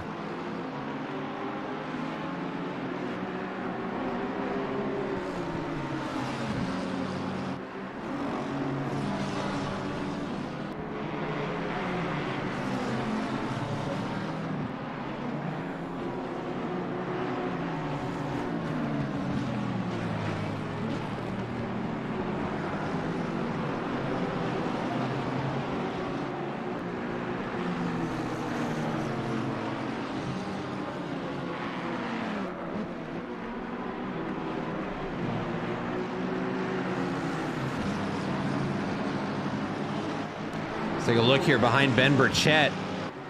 Sabo Gergili?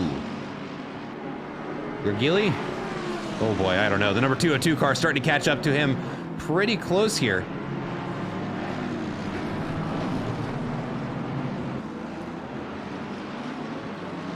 Man, it is dark in that last corner of the track, and especially trying to catch up to a black car. That has got to not be fun. Joe G joining the chat. Enjoyed that first stint. Liked watching you, brother. It was a good stint. Your teammate's doing a pretty good job, too. But here we go. It is going to be a drag race to turn 1. It looks like the AMG beats them out and gets the inside line. The Lamborghini not giving up, though. Ben Burchett doing everything he can to try and get back out in front. It is not going to happen these corners, though. That was a good pass there by the number 202 car.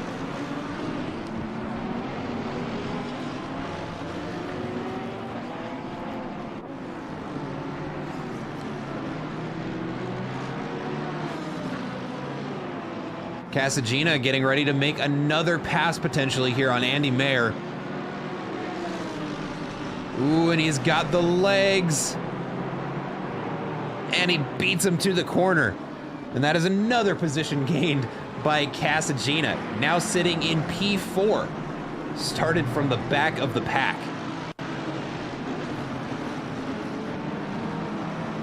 Andy Mayer not out of it yet, though. He is hanging on to a half-second gap, but we are going to look away from that as currently there's another battle beginning to develop between the 33 and the 31 car. There's going to be Veronica Veranda and Yannick Kurtz.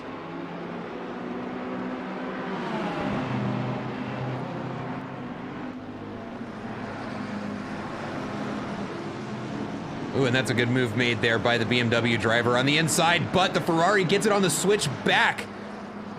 Just not quite enough to stay out in front, but let's hop forward in the grid just a little bit here. Justin Madley is going to be under some pressure here by Sam Snelltrain.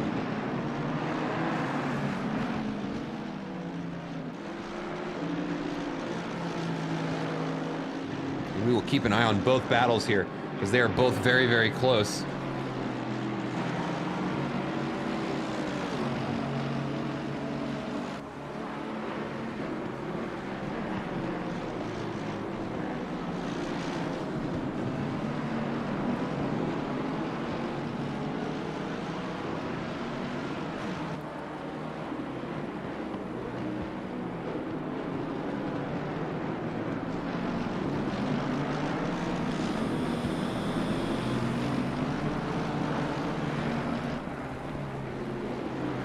Ooh, the AMG gets a little bit loose there on the outside, and that opens the door for Sam Snelltrain to make an easy pass.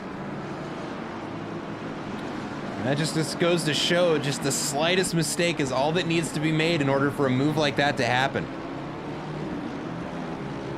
Let's take a look back here at I'm Not Jimmy, looking to make a pass. He's slowly gaining ground on the number 64 Aston Martin out in front. Looking at that last lap time, it is advantage number 69.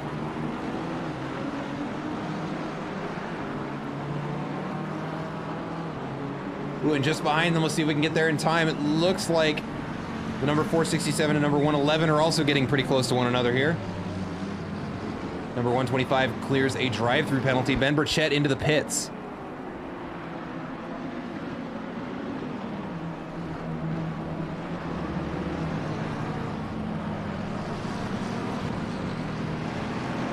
Ooh, and I'm Not Jimmy making the move happen. It looks like we just miss it off camera. But gets a good move on the inside and gets around the Aston Martin to gain a position, making him 2 positions up on the day.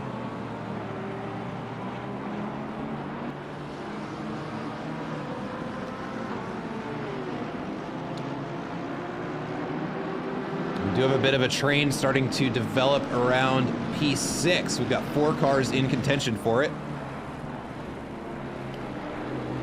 All with about a 1-second gap to each other. And Casagina starting to reel in 3rd place Matt Byrne.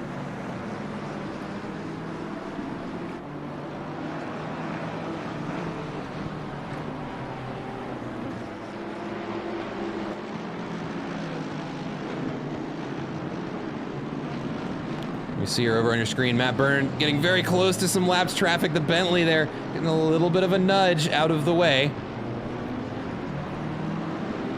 That is Casagina catching up behind him. The AMG trying to make a move on the outside there.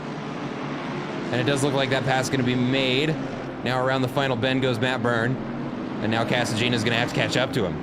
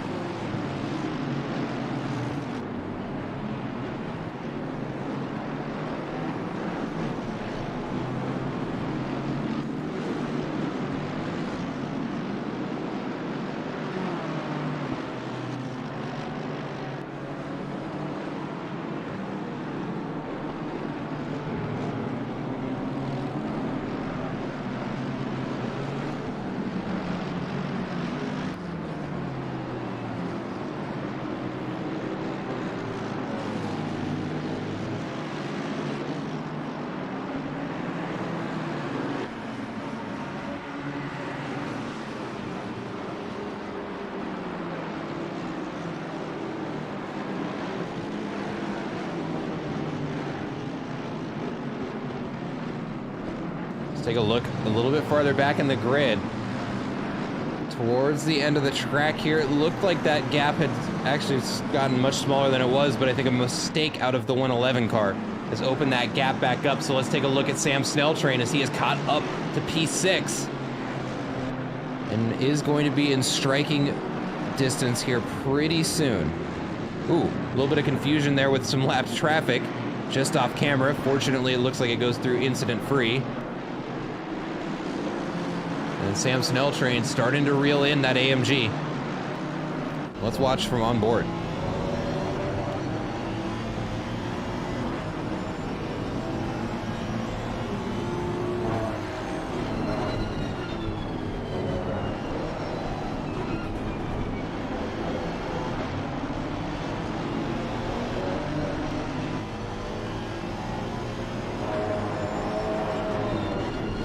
Ooh, and the number 6 car picks up a drive-through for track limits as we watch these two go bumper to bumper around the final 2 corners of that fast straight here. Just 2 more to go to end the lap. As they round the final corner now, a drag race down to turn 1. Or wait, excuse me, no. Here we go, now final corner now. I promise I've driven on this track before.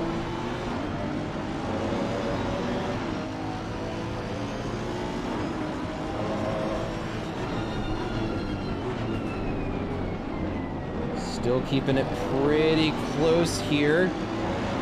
But as I say that, excuse me, we just missed the pass between Matt Byrne and Casagina. Ooh, the number 420 car picks up a 15-second penalty for causing a collision.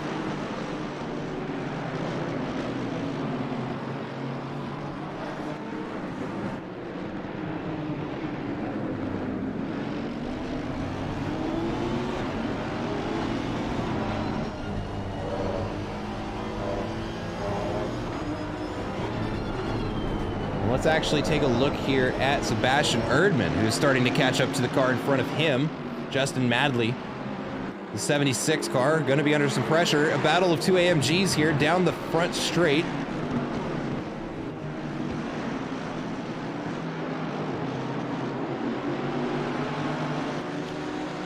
And as I say that, Sam Snell train has gotten closer to the number 87 car again.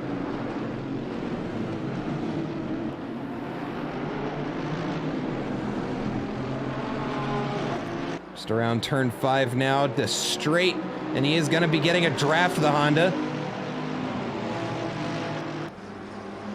And he makes the move on the inside. Can he hold the line? The AMG gives him room. And he may have given him a bit too much room because now the Honda is on the inside. As they come up into the fast right-hander, the AMG back out in front. The Honda goes for the switch. Oh, and a great move there by Sam Snelltrain makes the pass happen.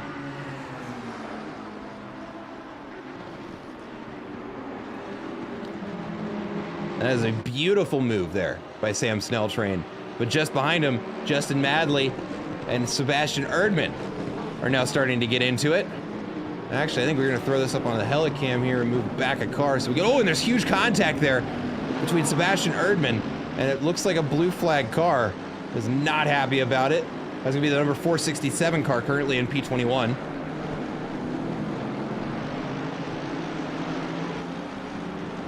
That does open the gap back up.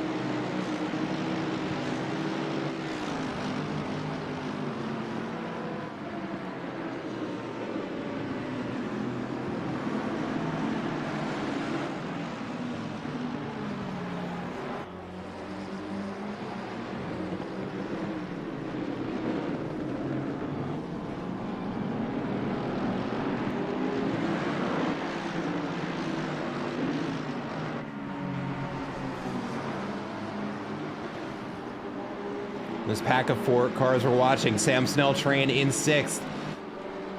It's going to be Saba Su in the 87 car in 7th, Justin Madley in the 76 car in 8th, and Sebastian Erdmann in the 917 car we've got on camera in 9th place in this 4-car battle for 6th.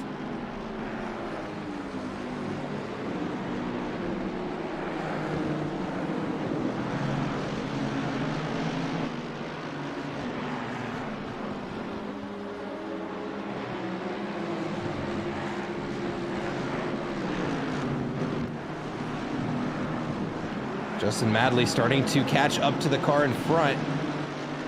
We notice that gap starting to kind of peek into the less than 1 second range. Wow, I'm struggling for words.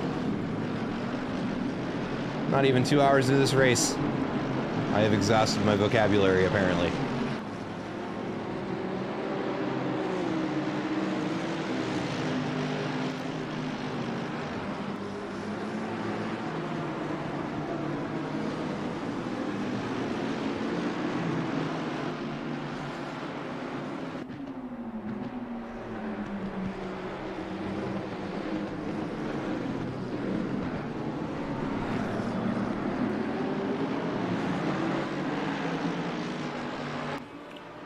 go a little bit farther back here in the grid. We're going to take a look at Ben Burchett. Currently trying to make a move on P23. It's going to be Bars Cackrell at the wheel in the number 6 car.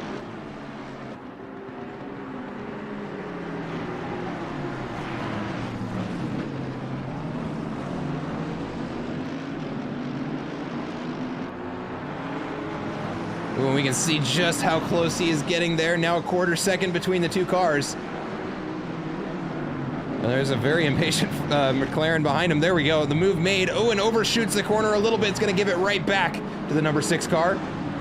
Oh, and as we go off camera, let's see. Oh, and there is a car off the track there. We just missed as I was trying to switch cameras.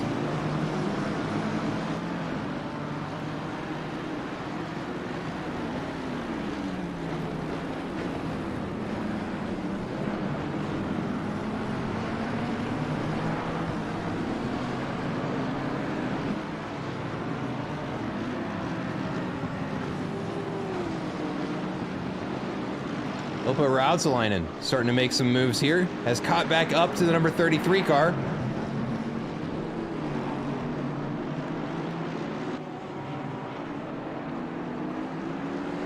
Around turn 2 now, coasted around turn 3.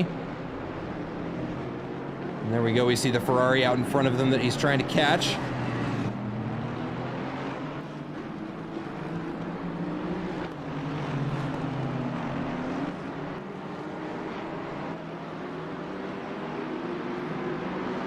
In a gap that I'm going to start paying much more attention to. Casagina now inside of 1 second of second place. As we see Sebastian Erdmann actually beginning to catch Justin Madley inside a half second. The number 98 car has a drive-through penalty for track limits.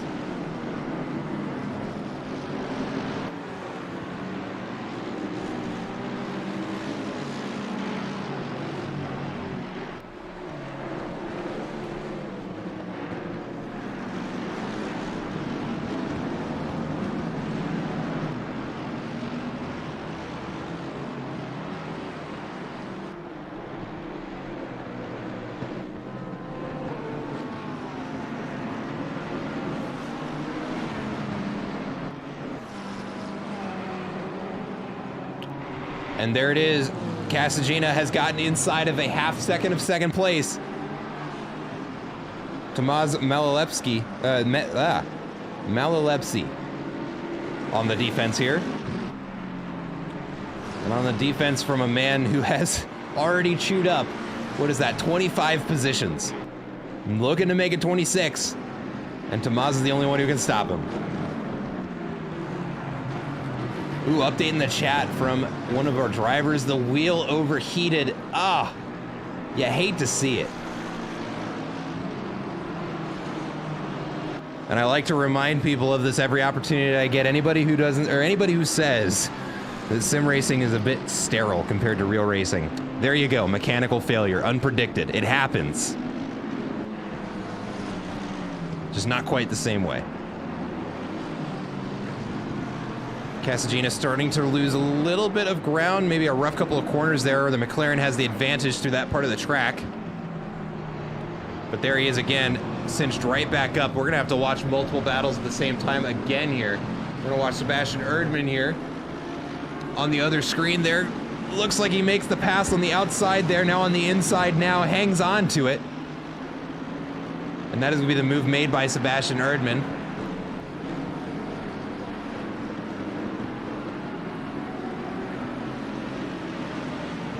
Justin Madley not out of it yet, though.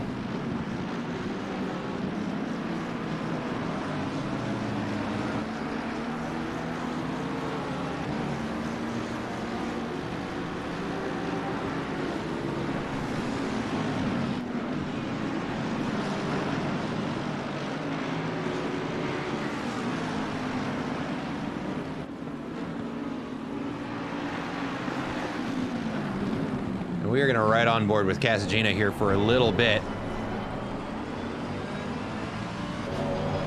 as he is currently trying to chase down a McLaren who is putting up a good fight. And we'll have updated lap times here as they cross the line. Then we'll look at their last 3. Let's see here. Last lap, it is advantage Casagina. And yeah, has gained about 2 seconds on Tamaz in the last 3 laps. Wow.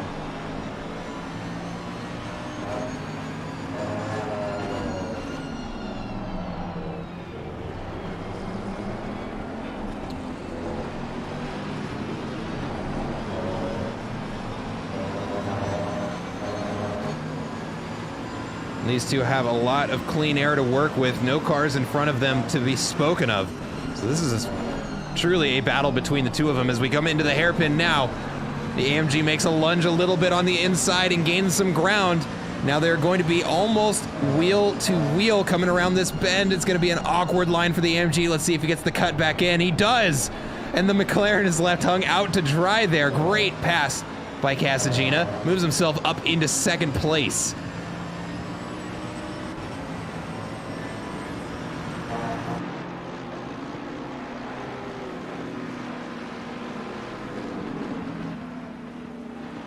I think now is probably a good time to point out really just how strong of a driver Casagina is. Consistently a strong performer in our Sunday Night League. Arguably one of the fastest drivers among us. And we can see that on display here.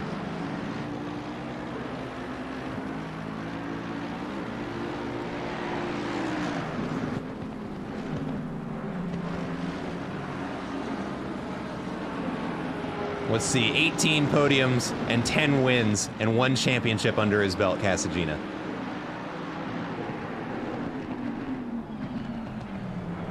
And he is putting that on display for us now. But right here, we see Ilpo Rautsalainen finally getting around Veronica Veranda in the number 33 car.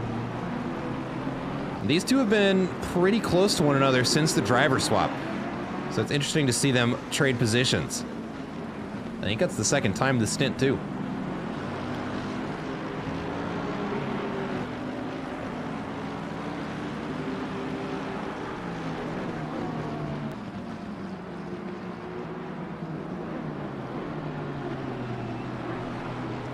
Do have a couple of drivers due for stint timer. Let's see the number 97 car, Damian Lowe at the wheel. A minute left on the stint. Number 202, Sabazo Gergely, or Gergely. 4 minutes left on the clock. And we also have Yannick Kortz in the 31 car. 2 minutes left on the stint.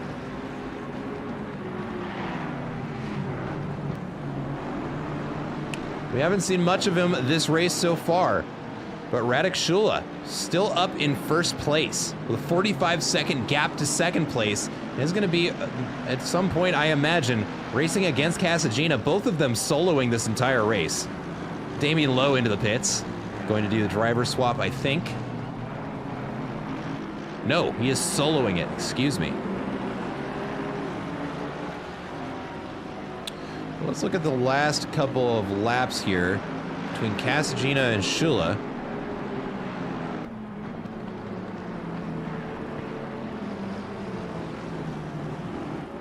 Technically, Casagina is catching him in the last 3 laps. Let's look at the last 15. Yeah, the last 15, it is, let's see, no, it is advantage Radek in 1st place. Got about a 4-second advantage. We'll see how long that lasts. Sebastian Erdmann starting to apply some pressure here to number 87 car.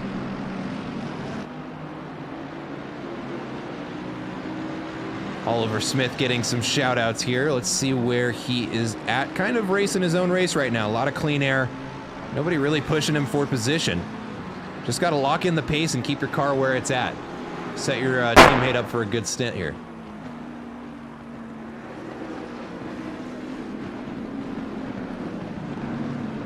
Yannick Kortz in for a pit stop. That is going to be the stint timer pit stop, so we are going to see a driver change there.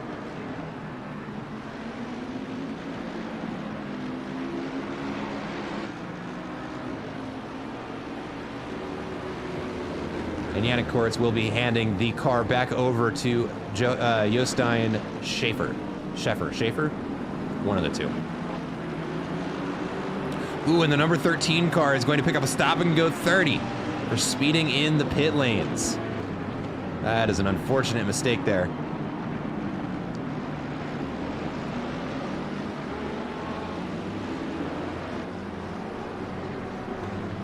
We see there the number 21 car making a pass on Veronica Veranda in the number 33 car. Ilpo Rautsalainen has grown quite the gap now.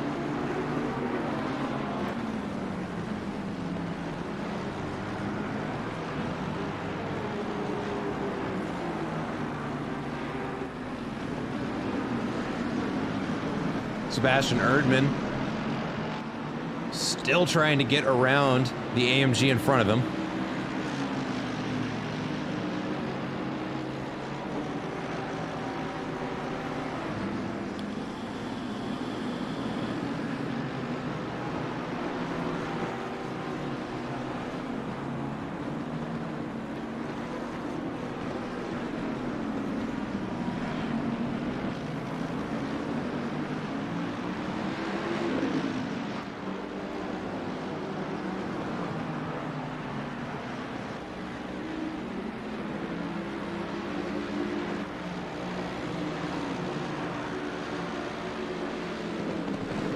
Let's see if Sebastian goes for a move here. No, he's going to slot in behind. Now around this corner. Can be especially tricky there. He tries the inside. It slows down just a little bit too much, but he has gained some ground on the AMG in front. Now rounding the corner into the final bend here. Let's see what happens. Sebastian looked like he wanted to go for a late break there. Thinks better of it.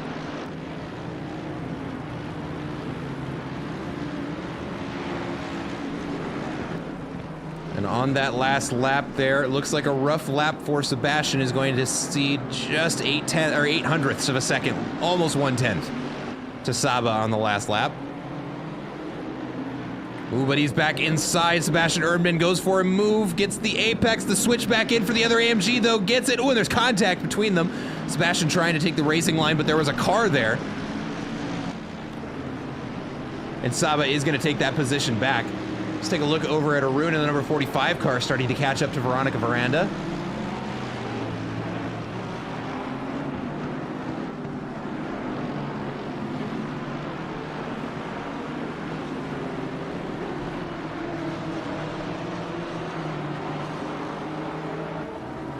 Ooh, and it is going to be a drag race down the front stint, and it does look like Arun has the advantage, moving them up into 13th place.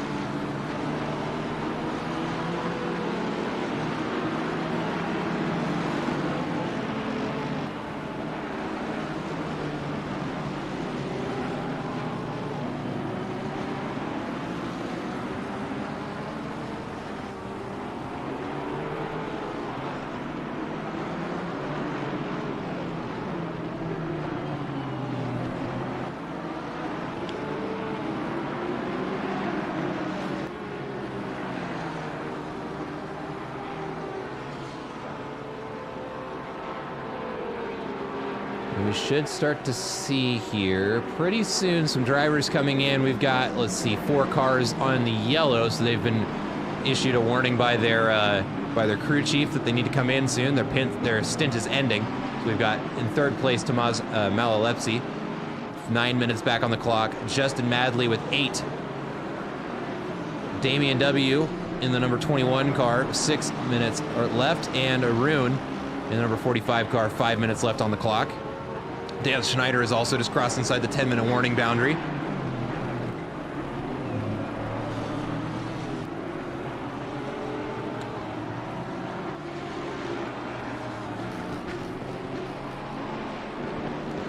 Ooh, number 23 car going to pick up a warning for track limits.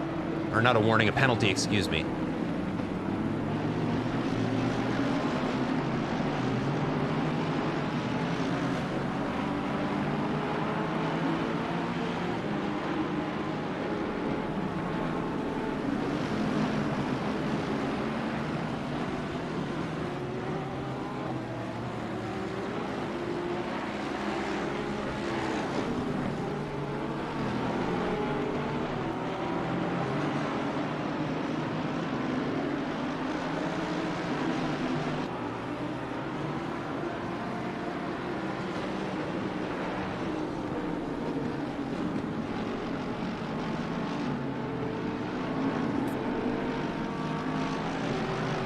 Number 13 clearing that stop and go.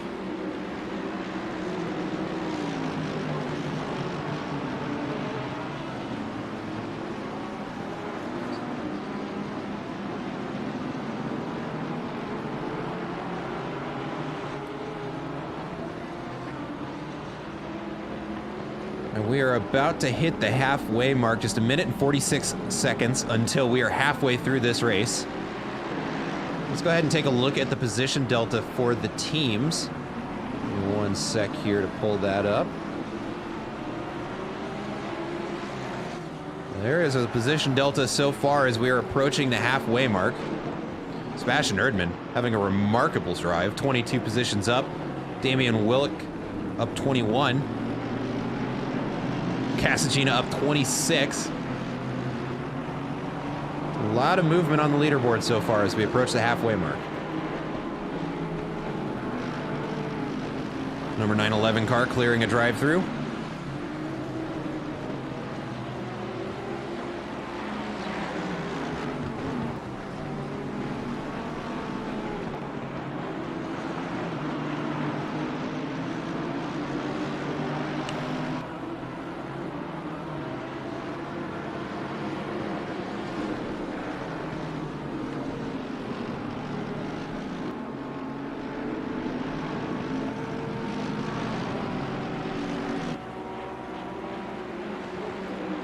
Sebastian Erdmann closing up on the 87 car, looking to have another go at him.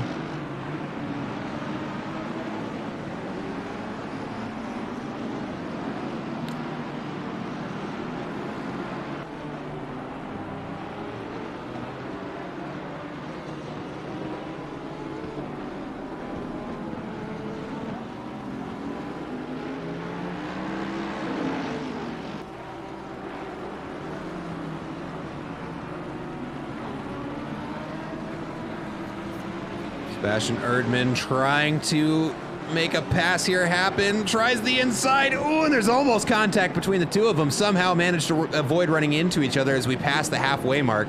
An hour and 30 minutes into this race now.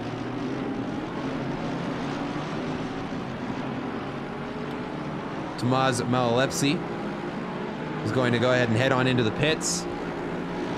I think that is, yeah, most of the field is coming up on their stint timers now, the majority of them in the yellow or the red. I believe the red is to say that they have to come in on the next lap or two.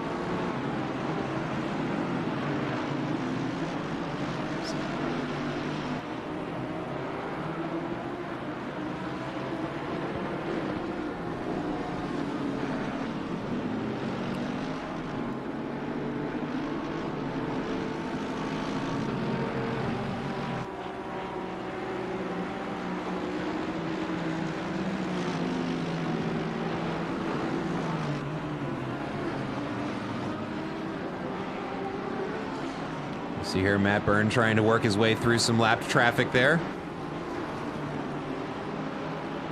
Currently sitting P3 with a growing gap to Casagina, but Casagina a growing gap to first place, now up to 47 seconds.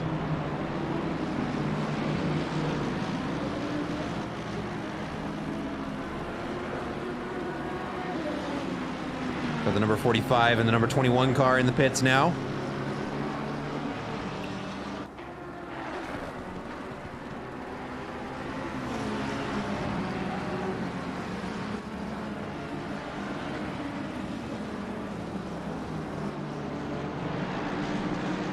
Ooh, and a bit of contact between the number 6 car and that passing Ferrari.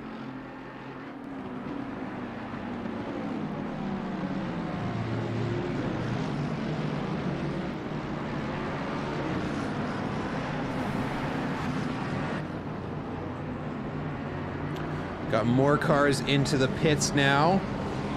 Sebastian Erdmann among them.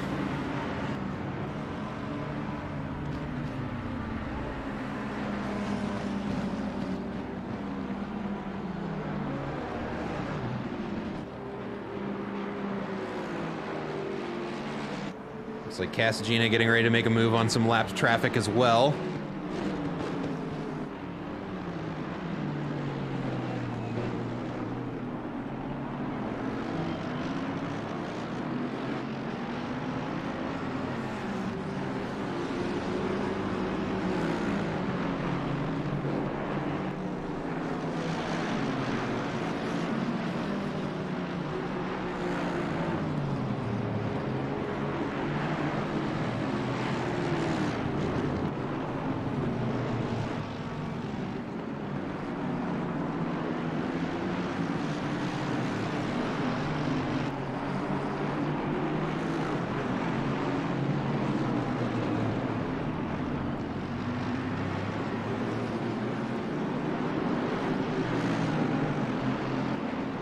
Ooh, and Sebastian Erdmann comes out right behind Veronica Veranda after a pit stop.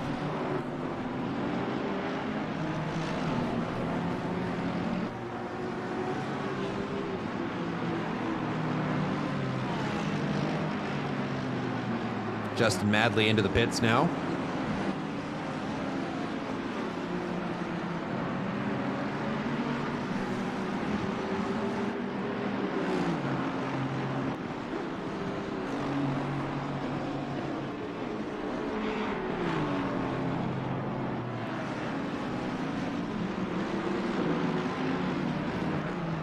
Yep, and Sebastian making that pass happen.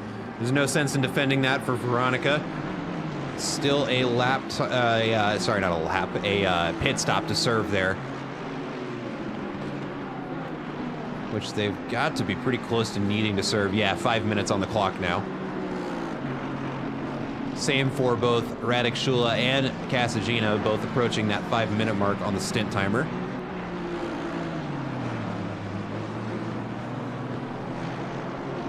We see I Am Not Jimmy there darting into the pits.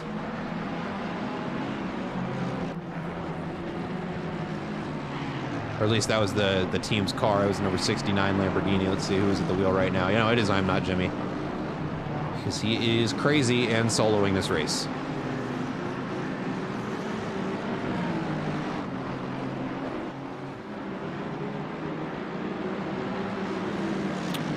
Number 917 car going to pick up a drive-through penalty for track limits.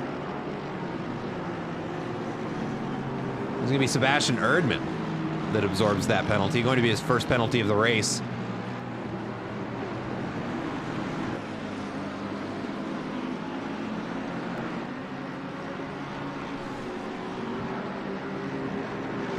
Ilpo Rautzelainen getting some blinkers there from, I believe, passing traffic. Not sure who that is behind. It's the number 6 car. It's going to be Bars Crackle. Or Cackrell, excuse me.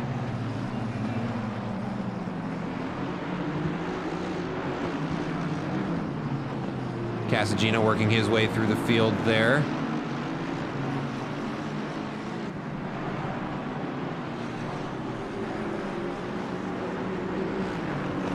Now, this is actually a battle for position that we've got on camera here that Casagina just got around. It's going to be between the 202 and the 111 cars.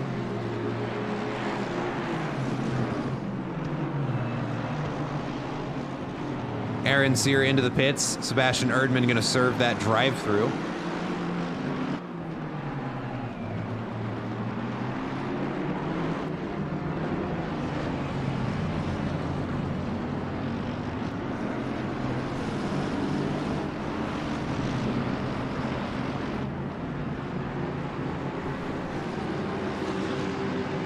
See, and Sebastian Erdmann now just through pit lane, now just waiting for a pit to actually end so he can get back on the gas here.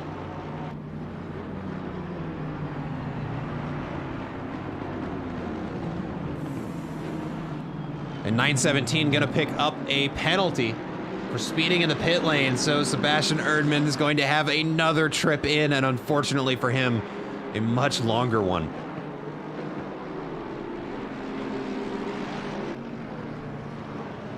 Sabazo Gurgeli? Oh, I don't know. The number 202 car really starting to close up on Raphael here. Inside a quarter second now.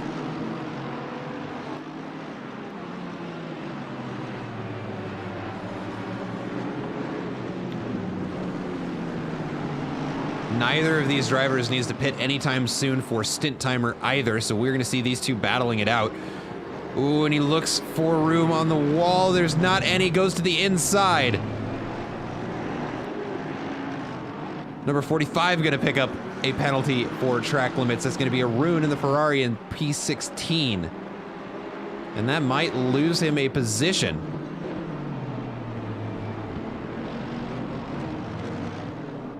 Ooh, it's getting very cramped in there. We'll go to the helicam just so we can get a better view here.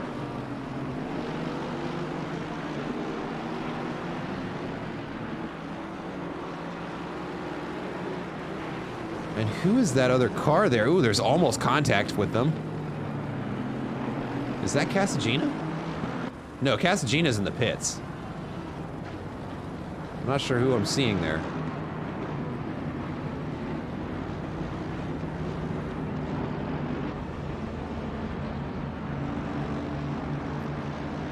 See if I can make out a car number here. Not from that camera angle, I can't. Or that one.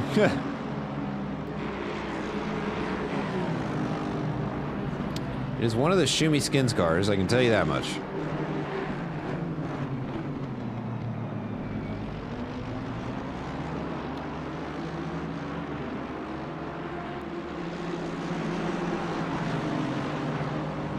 Let's try doing this. Nope, not gonna work. Never mind. Currently running in 6th place, though. The James Morris, that's who it is.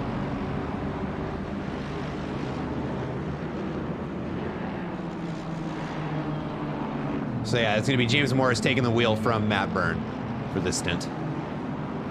Ooh, Andrew Sear back in the wheel, got it from Aaron Sear. On a good stint for Aaron Sear. Now trying to catch up to Ilpo Rausalainen.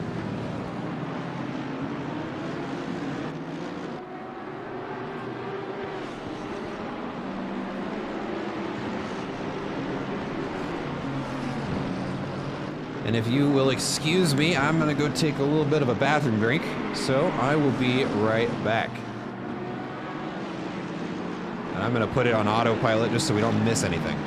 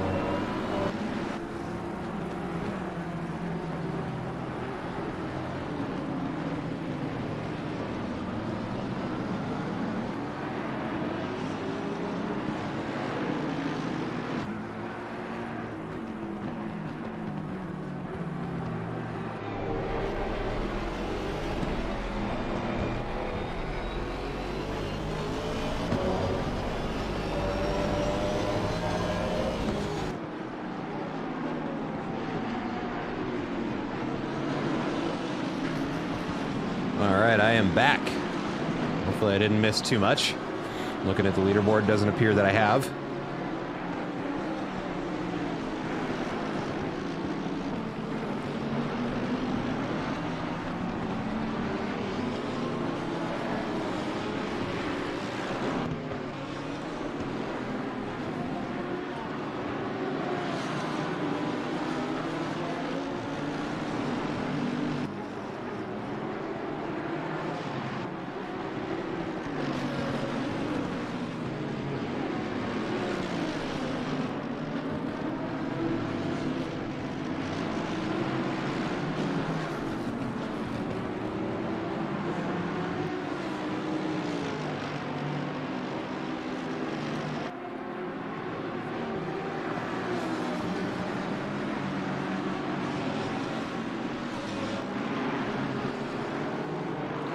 It looks like we have a battle for position getting awfully tight here. Andrew Sear into the pits. Andrew Sear into the pits. He just came out of the pits. He must have picked up a penalty while I was away. We'll see. When he comes out of the pits, it'll tell me. Osaba Zhu in the 87 car. Starting to close up on Dave Crew for 7th place.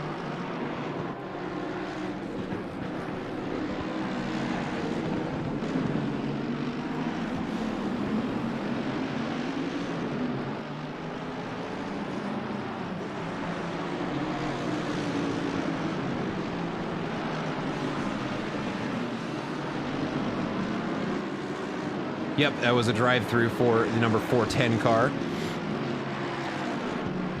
who has put Rafael Pereira in striking distance.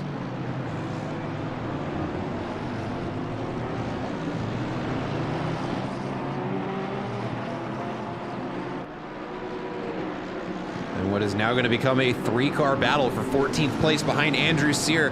The number 64 and 45 cars have closed up right behind him, as the number 97 car picks up a penalty for track limits. It's going to be Damian Lowe.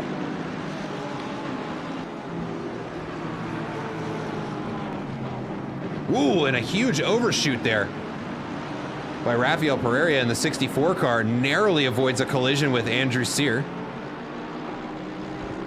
Casagina going to bank in another fastest lap of the race. A 1:33.35. Not far from his qualifying time, if I'm not mistaken.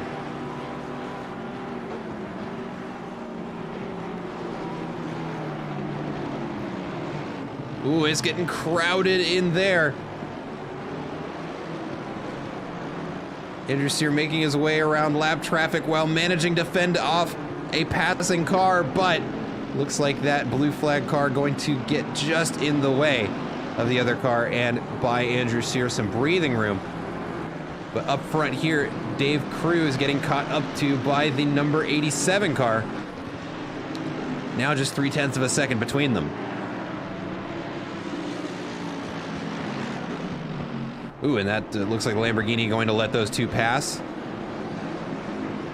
Manages not to lose too much time either. That is a very important key skill to learn if you ever want to endurance race, is learning how to let cars pass you without losing time. And that was a good demonstration there by the Lamborghini. Just lift on a straight.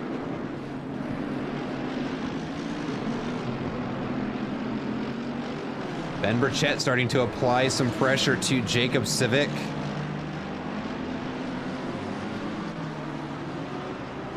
Has about a 2-second advantage on that previous lap. Looking to gain a 3rd position on the day, putting him up into P19. We'll see if the 111 car is able to hold him off.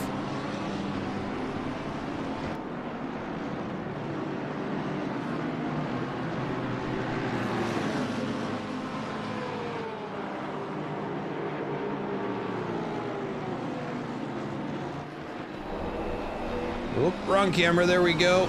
That's the one we wanted to see. Goes for a pass on the inside. Will he be able to hold it? It looks like he will as Ben Burchett keeps the line. Let's see if he's got the speed on the exit. It looks like he does, and that is going to be the move made there by Ben Burchett, moving him up into P19, which has apparently blacked itself out. There we go.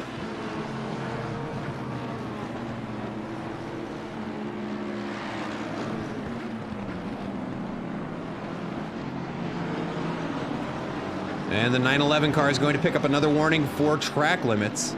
I have to serve a drive-through.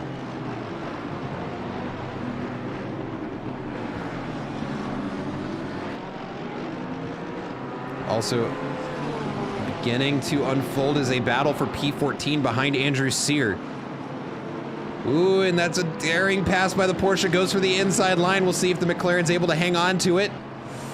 Ooh, and is going to have to slap back behind him. That's a good move there by Arun.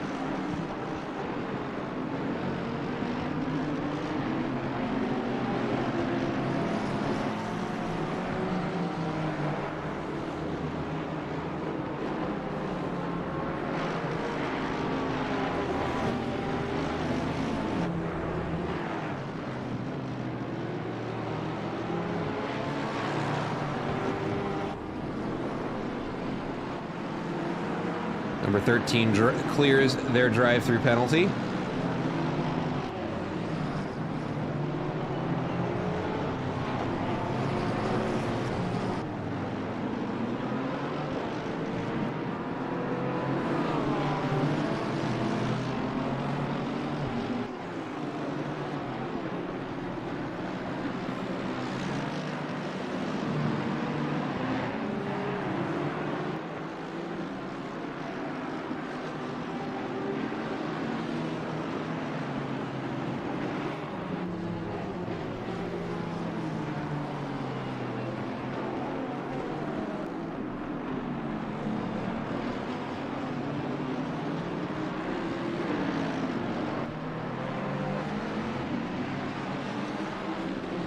We see here the number 125 car under some pressure by Jeff Spangler.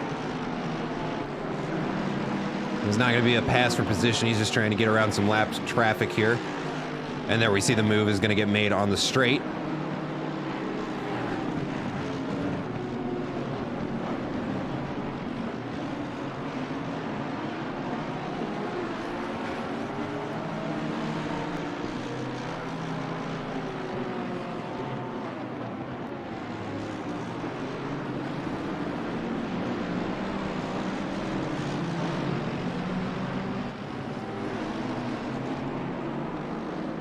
Andrew Sear starting to catch back up to the Porsche, trying to get that position back.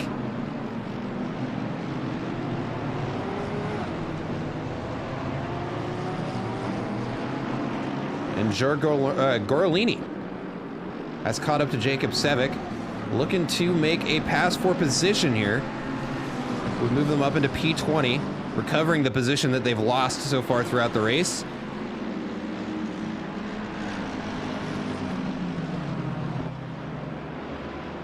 Tried to go for a bit of a bold move there, but was able to get on the brakes in time to avoid a collision.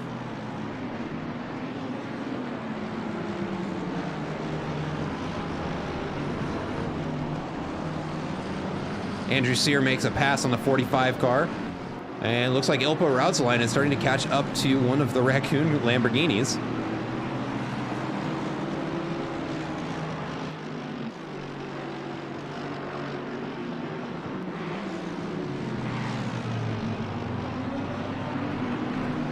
Oh, and of course, just as we look away, Jorge Gorolini does make the pass happen, moving up into 20th place. As the number 13 car picks up a drive-through penalty for track limits.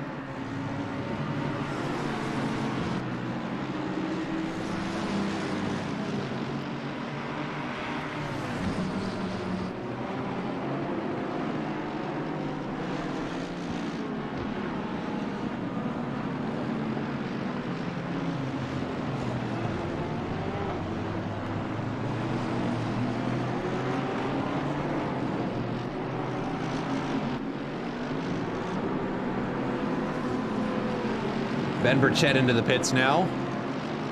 Let's see, why is that? It was not for pit time, or stint timer, excuse me. Or no, yeah, it was. He had 1 minute left on the clock. I just can't read. Huh.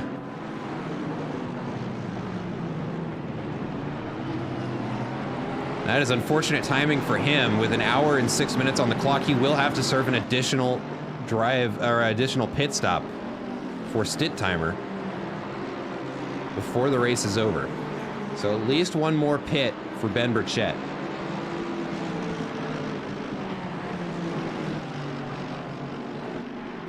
Ilpo Rautzleinen closing up again on the number 21 car.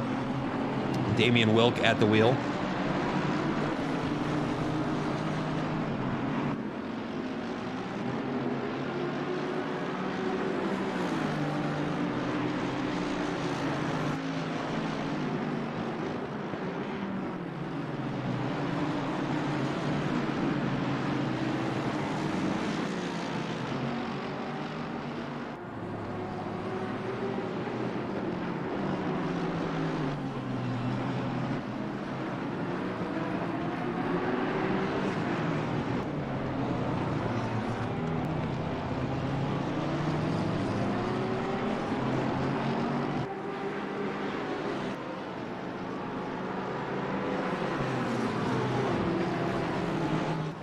Jacob Sevick going to be in to refresh that stint timer and potentially get a driver swap.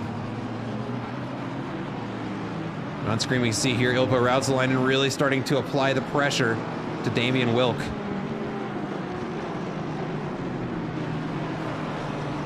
We also have a bit of a battle beginning to develop just behind them here. Sebastian Erdmann and Rafael Pereira, excuse me, and Sebastian Erdmann here in a bit of a drag race. That's Sebastian Erdmann on the inside on the AMG, and that is the line to have, and we see why he gets the move done there. Let's see if he can hang on to it through this last section of track. And I think that is pretty convincingly a pass made there.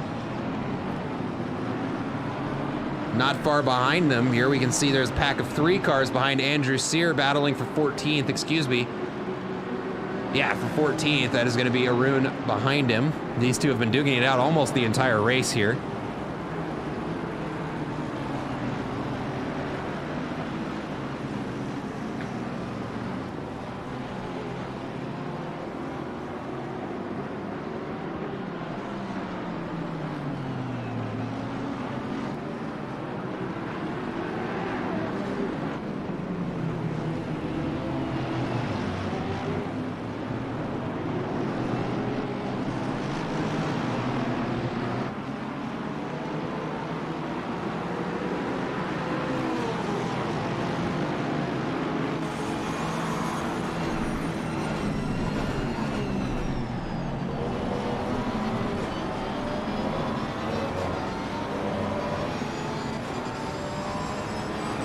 I would just like to point out that we are 2 hours into this race and we have a 4-car battle for position that we are watching right now. Currently from the point of view of the number 45 car for Soarin Racing Team.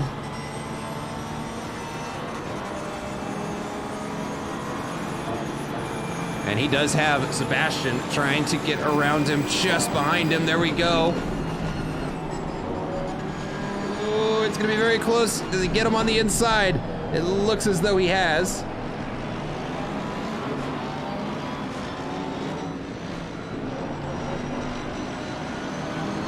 Ooh, and there's that AMG just barely squeezing his way around. Another one wants a piece of him. Just barely, not enough room for the car behind to make that pass happen.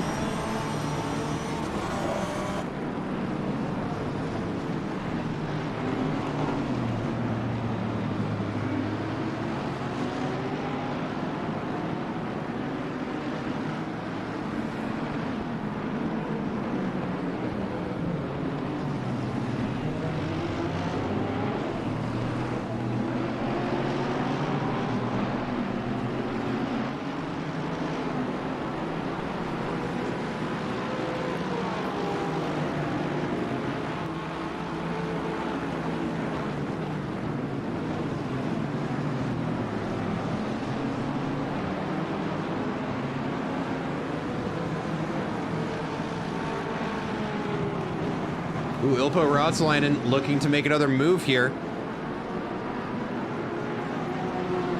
Looks like he may have just gotten a little overeager on that pass there on the final corner, but has not really lost very much ground. Why? We've got a car following, we got a yellow flag. If the camera will, come on, listen. Do what I tell you. Why is it stalled? Oh no.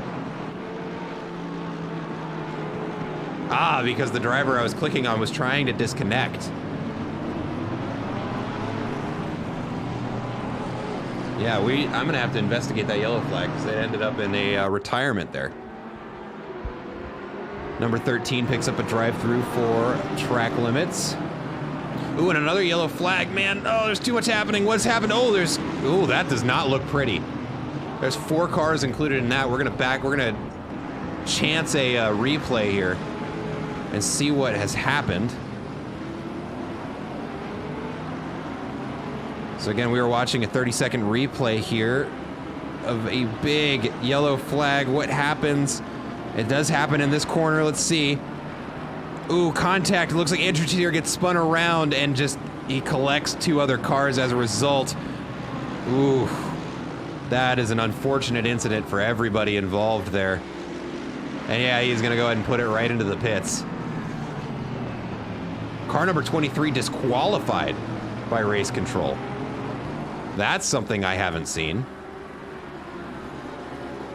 They're currently yellow flagged. I can't see where. Yeah, in the pits. Not sure what happened there.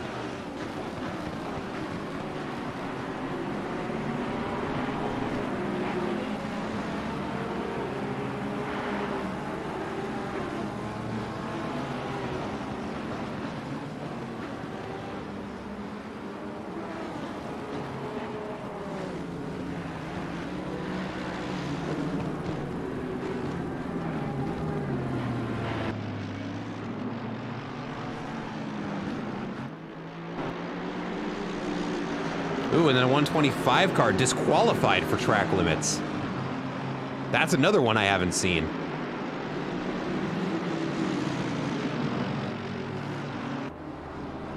Interesting. Yeah, MisanO not pulling any punches tonight. And we are inside the final hour, ladies and gentlemen. Now 59 minutes, 25 seconds on the clock. We'll take a look at our race delta here, see where everybody's at on the board. And with as many DNFs as we've had, it looks like 10 cars are not going to finish this. Most of the field is going to have gained positions.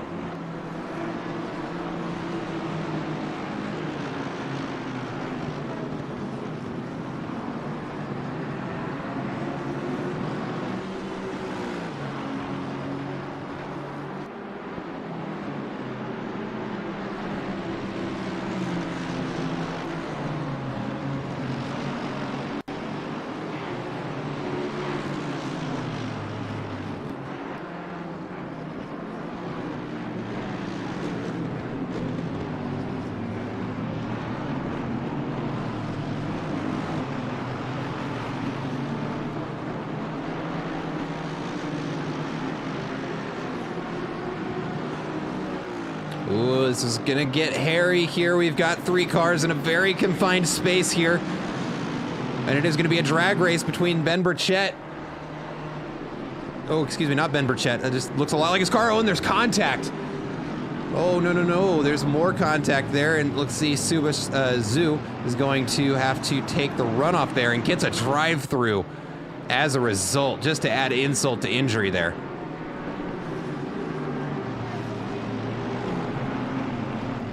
He is not going to be happy about that.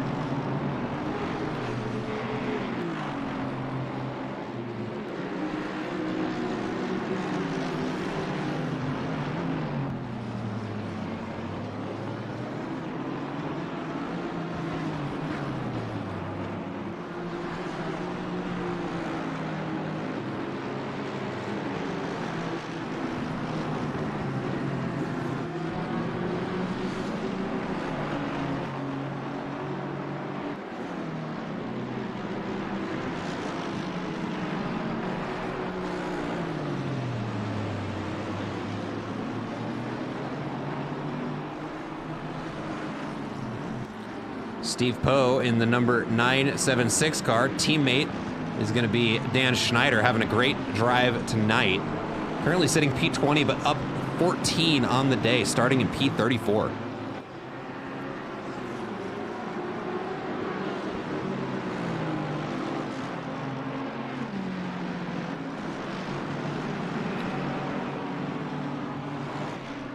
Let's see here, we're going to start having some cars coming in for stint timer here. Sebastian Erdmann into the pits, but not for stint timer. Let's see, we've got 3 cars in the yellow. We've got the number 31 car, number 64 car, and the number 22 car.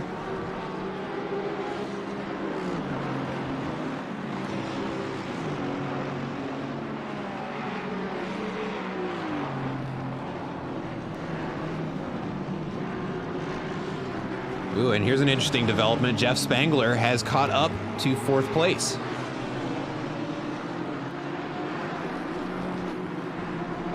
Ooh, we can see just how hard the 88 Lamborghini is pushing. You can see him over-rotating a little bit through some of those corners.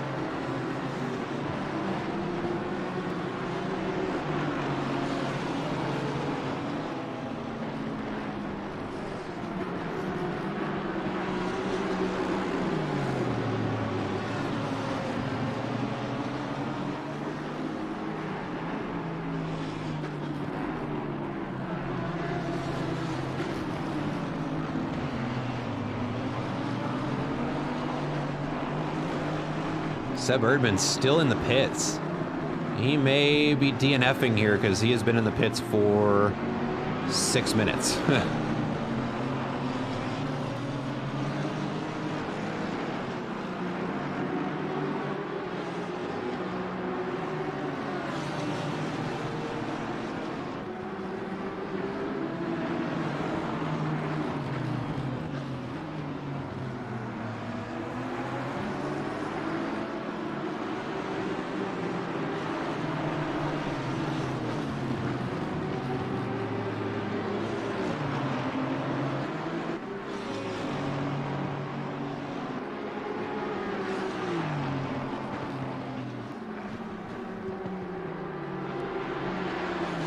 Jeff Spangler locking in behind the Lamborghini in front. Oh, and that is very aggressive line there. We can see just how quickly he was gaining ground on him. Let's throw it up to the helicam so we can watch this from the top down. Darkest part of the track right here. Make visibility pretty challenging.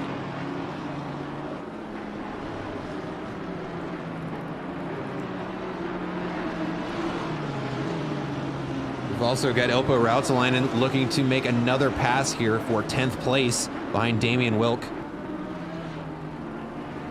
Keep you updated on that battle.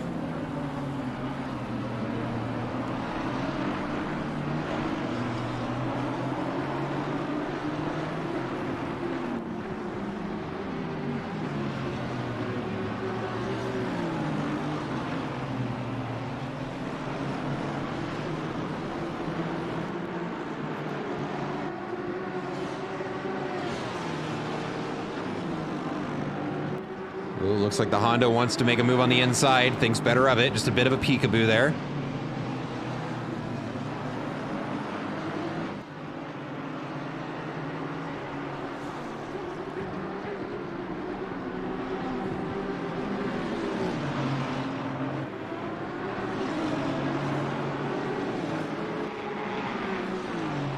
Ooh, and it is going to be a drag race down the straight. Let's see who has the legs. Right now it is the positioning advantage goes to the 88 car. Is going to force Jeff to take the outside line here, but he might be able to jut in on the brakes. No, he is too far behind there. Ooh, what a rough turn there for the lead car is going to allow the door to be open to Jeff Spangler for a pass on the inside in the hairpin.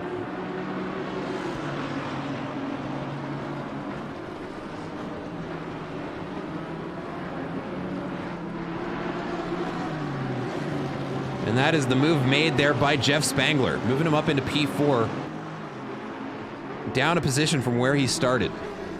But still, a monstrous drive. And it is a very competitive field, too.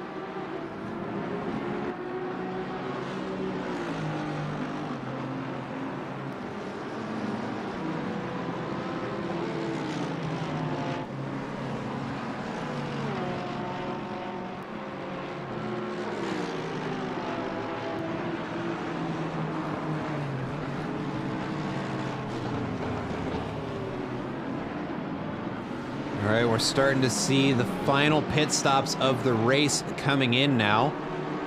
Got a couple of cars. Ooh, Rafael Pereira is running in very dangerous territory here. And he does get into the pit. All right, yeah, he is pit before his timer ran out. I watched it go to 0. So I was a little concerned there, but he is in the pits in time. Should not take a penalty there.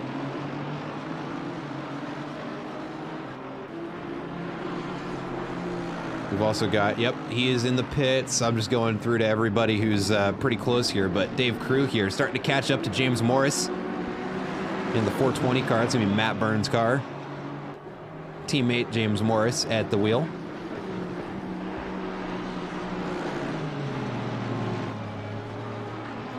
And at this point, anybody else who pits at this point forward will not need to serve another pit stop, assuming they don't pick up any penalties.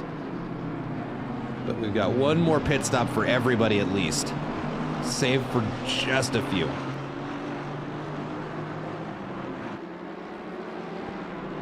Andrew Sear into the pits now. We'll see if Aaron Sear takes the wheel.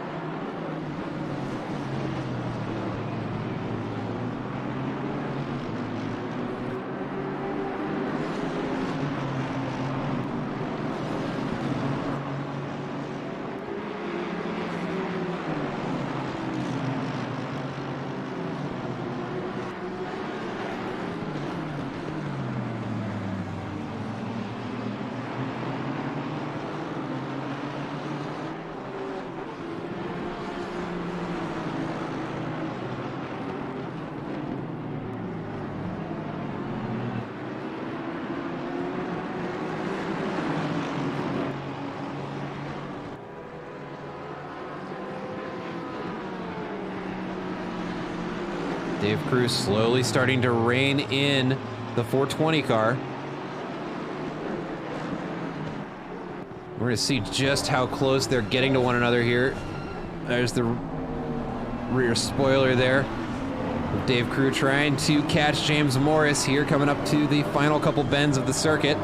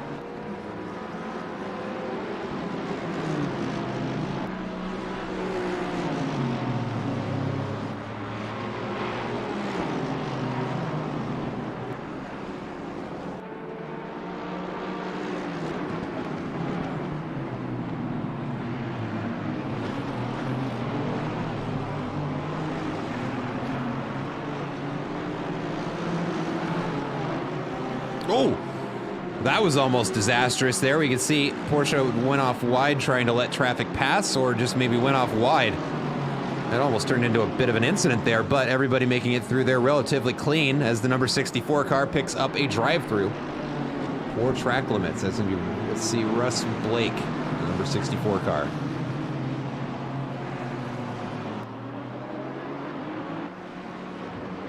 As teammate for Rafael Pereira. Ooh. Does look like Dave Crew is through. James Morris not happy about it. You can see him hitting them there with the blinkers.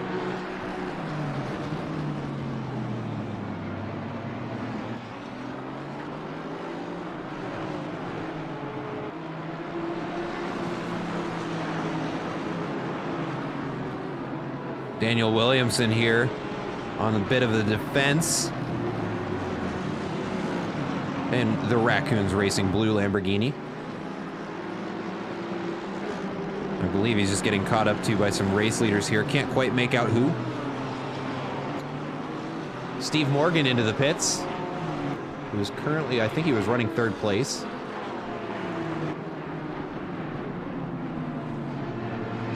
Spangler, the GT3 ace pilot.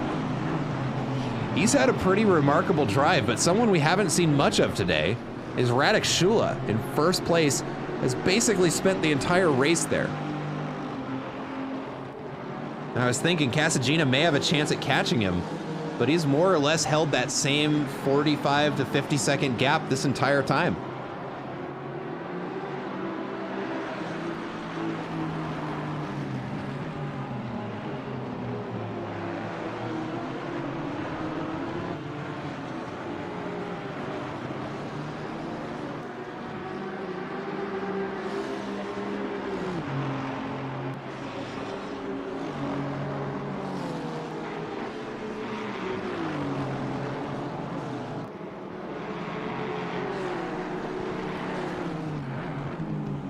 Which, speaking of remarkable drives, Casagina, and I'm certainly not surprised here, has picked up 26 positions since the race start.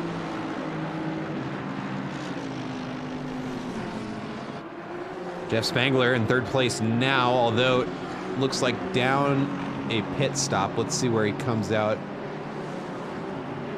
If well, he doesn't have to serve one for another 12 minutes, so we'll see.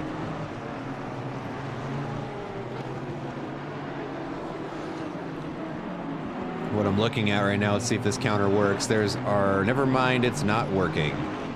Don't know why, the pit stop counter doesn't work. It works over at the part that I'm looking at. I can see who served 2, 3, etc., but for some reason I wanted to say some people served 0. It's not the case.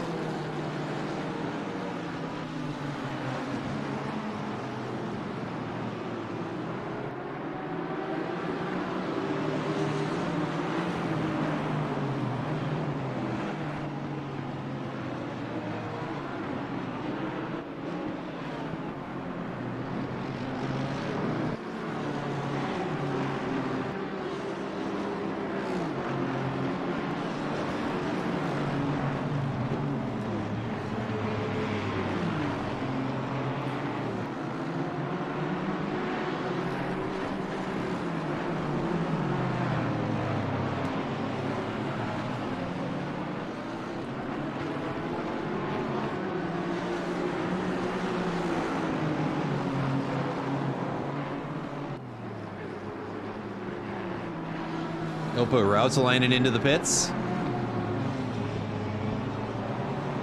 And the number 31 car is going to pick up a drive-through for track limits. We've seen quite a few of those handed out. In fact, I think I can count them. Let's see.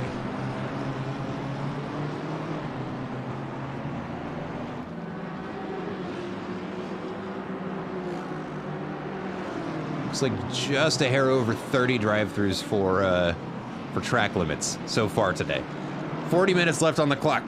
Might even see it become 40, who knows. Yannick Karts into the pits.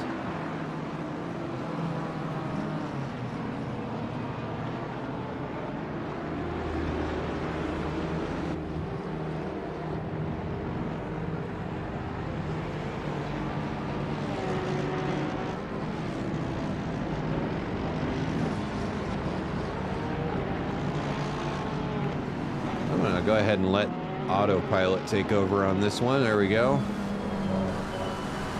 At this point, there really aren't any battles for position going on, so let's see what autopilot has for us. Nice helicopter shot there of the number 87 car rounding turns 1 and 2. Here's race leader Radek Shula getting ready to pass some blue flag traffic. Blue flag goes ahead and dives into the pits.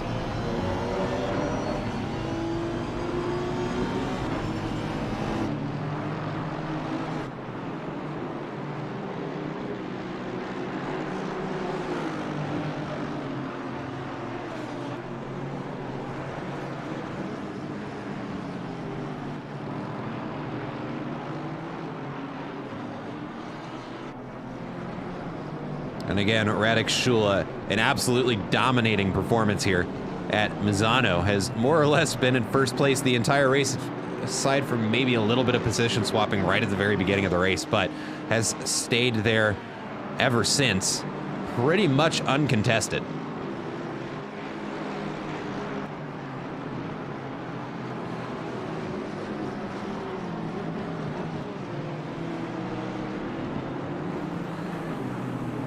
At this point, the field is pretty evenly spaced out. If I throw us over on this screen here, it doesn't show the track map because why would it? There we go. Let me throw that track map back up. You can see kind of the spacing of all of the cars there.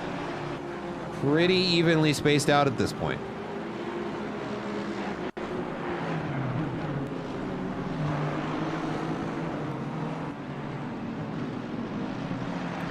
There we go, Dan Schneider. Getting, it looks like, passed there by the number 31 car. Let's see who's 31. That's Yannick Kartz. So yeah, that was lap traffic there getting passed.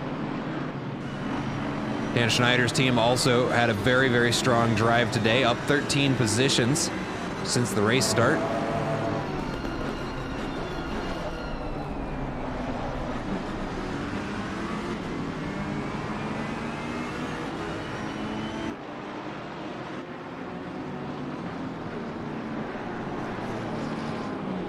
I'm Not Jimmy into the pits for his final pit stop.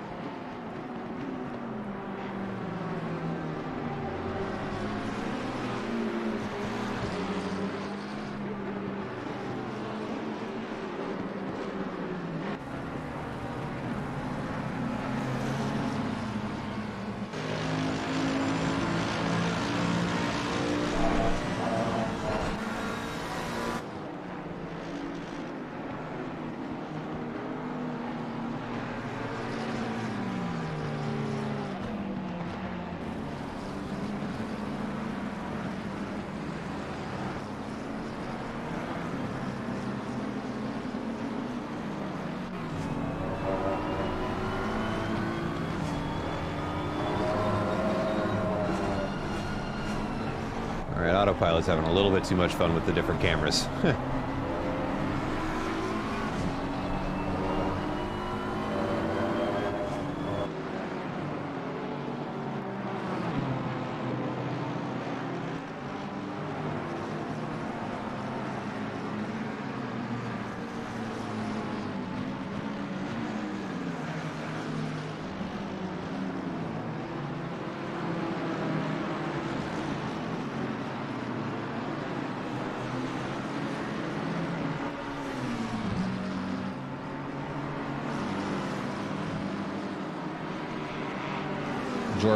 Joe Gorolini into the pits for the final time.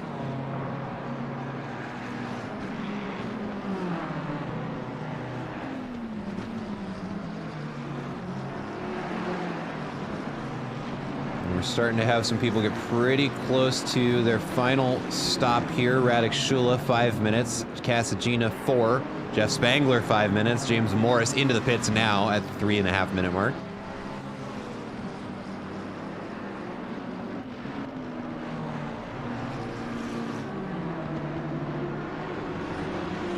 Ilpo Ruotsalainen starting to catch up to Damian Wilk. Two drivers both racing this entire thing by themselves. Right now, a little held up by the number 87 car.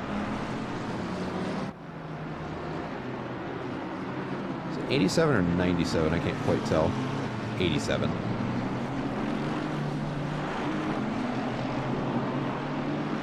That's actually 5th place. Yeah, that is 5th place in the number 87 car. So Ilpo still got some legs. Really actually applying the pressure to someone that should be pulling away from him according to the leaderboard, but here we are.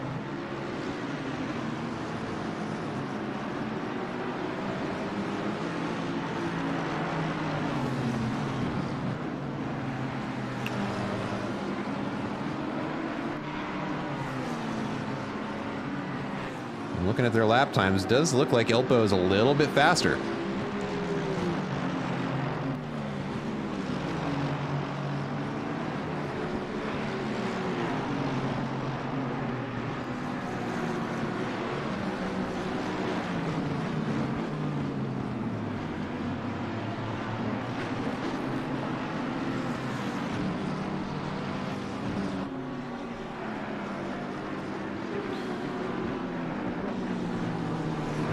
Go. That's going to be the number 87 car into the pits, which is going to allow Ilpo to open up the taps and some clean air and try and close down that gap to 10th place. Looking for a P10 finish here, would be 7 positions up on the day. We'll see if he's got it.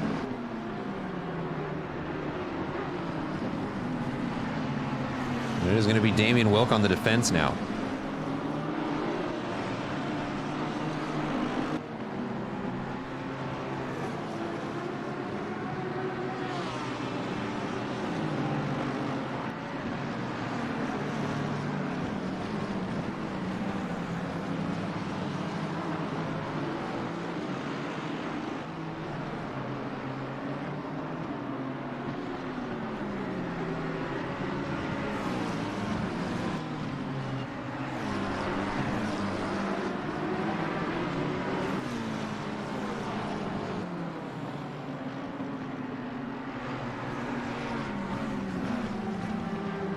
Ooh, the number 410 car is going to pick up a drive-through penalty. For track limits, it's going to be Aaron Sear at the wheel.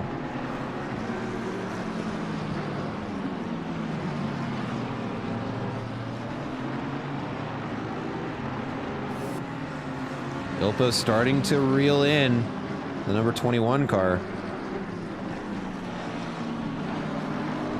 Got a yellow flag for Daniel Williamson. Ooh, that's an interesting camera angle. Oh, he is parked facing the wall on the outside of turn 4, it looks like. Not really a great shot there because of how dark that part of the track is, but that is going to be a rough spot to get out of.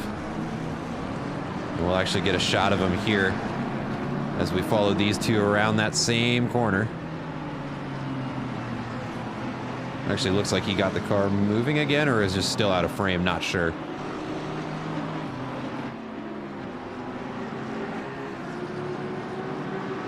But Ilpo Rautsalainen, once he got into that clean air, started making up ground on Damien Wilk and now is inside of a half second.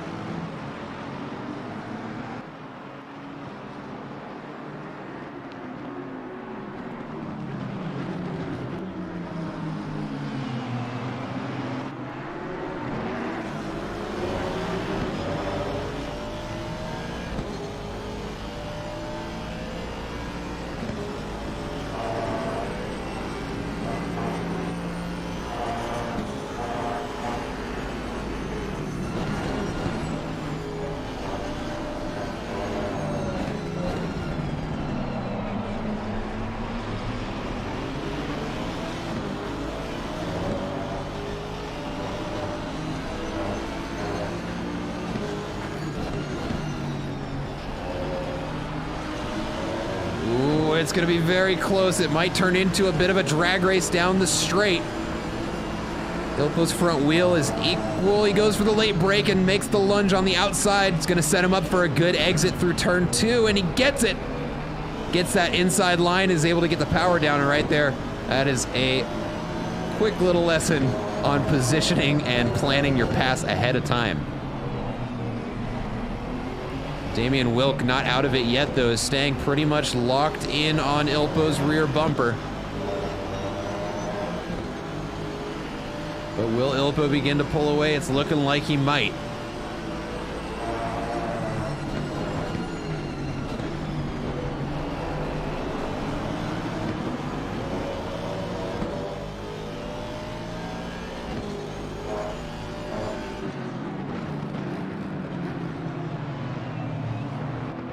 There we go. He's going to make his way around some lap traffic there, and has already gained a 1 second advantage on the number 21 car just passed. And that's going to be Jeff Spangler out in front of him.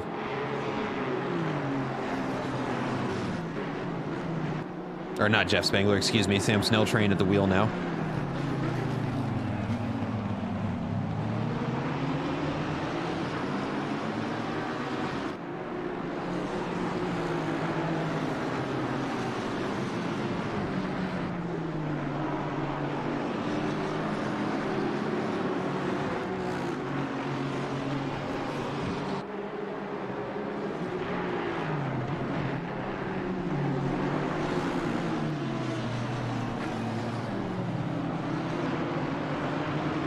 Damian Wilk definitely not out of this, is keeping Ilpo honest here, staying inside that 1 second mark.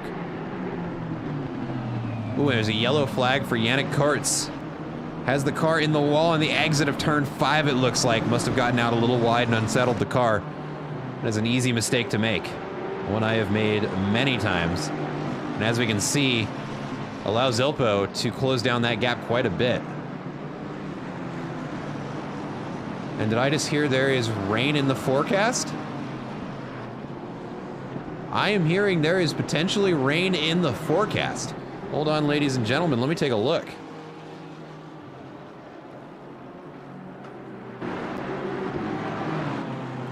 Yeah, there sure is. There is light rain in the forecast in the next 30 minutes. So right at the end of this race, we may actually have some changing weather conditions.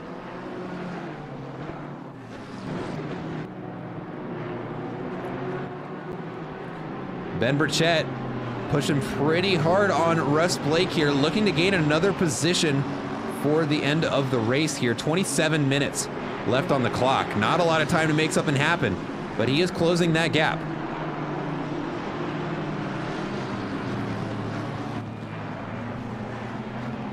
And being a solo driver, he has been doing this for the last 2 hours and 33 minutes by himself.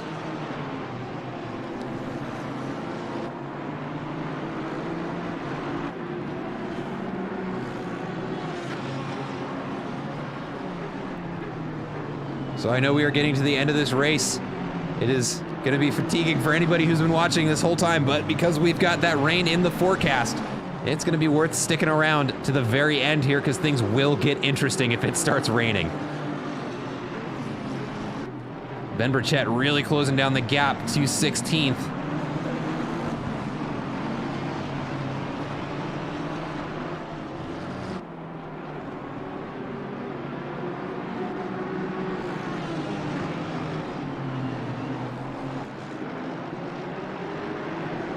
Just taking a look at the manufacturers, how they, ooh, that was very close there by Ben Burchett, almost contact for the rear diffuser of the car in front. But I was taking a look at the manufacturers there over the left-hand side of your screen. It's actually a pretty even spread. Nobody seems to have the advantage here, at least not blatantly.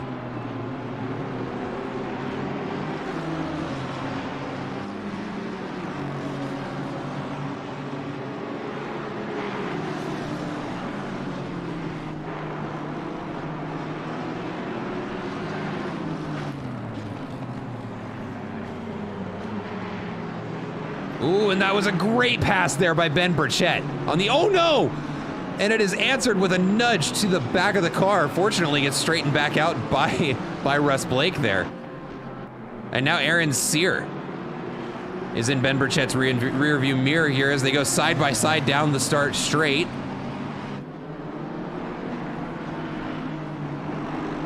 That incident is definitely going to be reviewed by the stewards. It might be enough of a time penalty here for Ben to be able to get it back. If it's a 5-second penalty, he just has to stay there.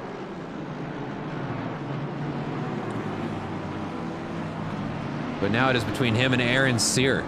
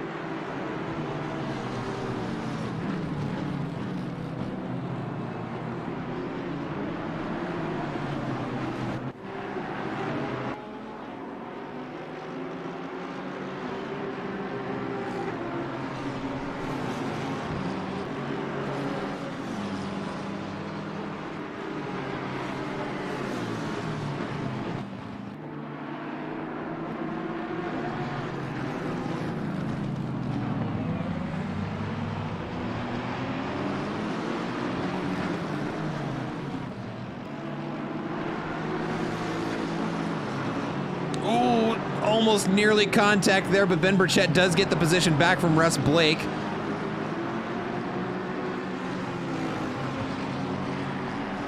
Who has now got Aaron Sear to worry about as they start their 94th lap of this race.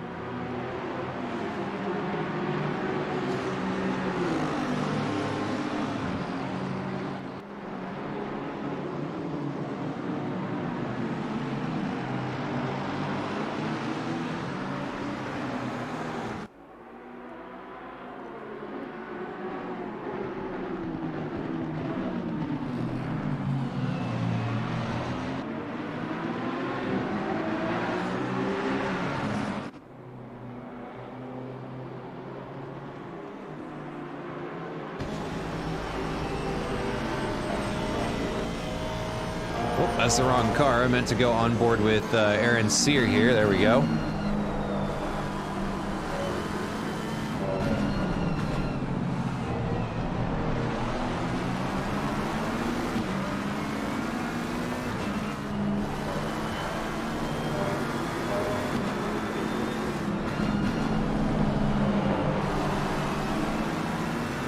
A little bit of opposite lock there. Gonna make a pass on some lapped traffic there. That was Dan Schneider at the, in that Ferrari.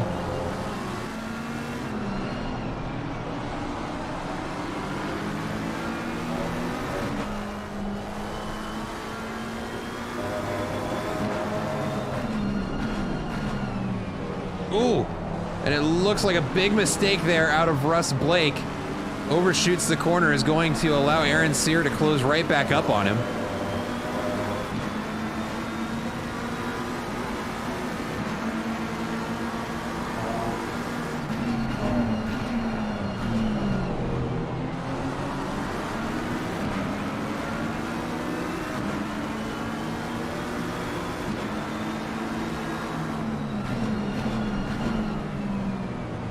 Oh, looks to the inside. Let's see if he gets the power down soon enough. He may have, as they are now wheel to wheel down the straight, but it looks like the Aston is just a little bit faster.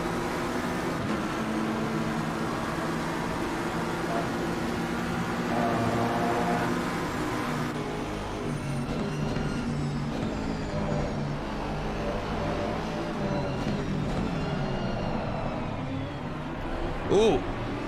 And a great move there by Aaron Sear. Takes advantage of the Aston Martin overcooking it just a little bit and is able to make a pass on the inside.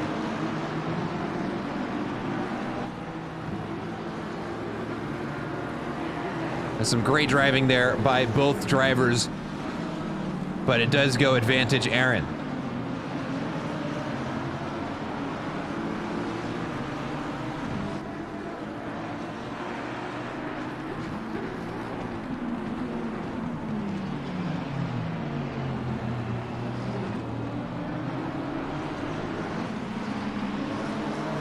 Casagina baking another fastest lap of the race, finds somehow a way to shave off another 2/100ths from his previous best.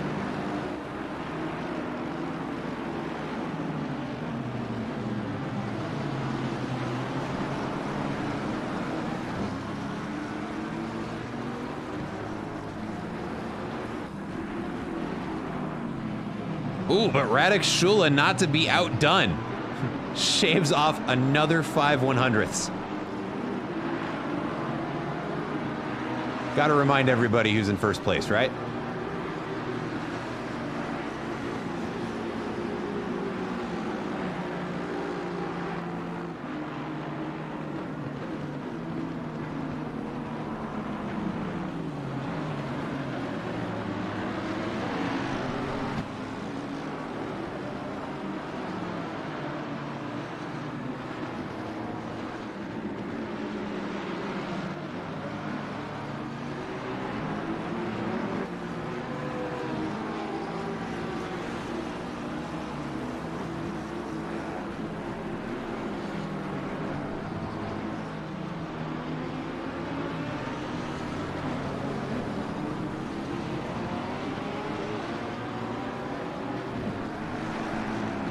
We actually have a battle for position here behind the number 911 car of Max Baumgarten. Has been soloing this entire race. Has now got Harry Hottie behind him 1 second with just 18 minutes left to go. However, he does have a pending drive-through penalty for track limits. So unfortunately, this battle is going to be short-lived.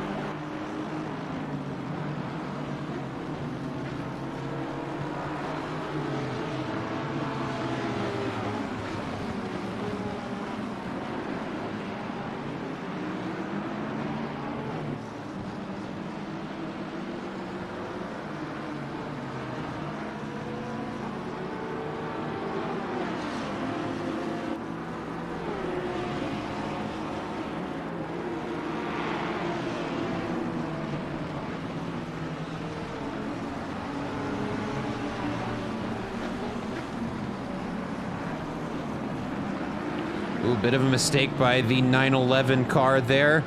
Does allow Harry to close up that gap just a little bit. Harry Hottie here, teammate for Daniel Williamson in the number 22 car.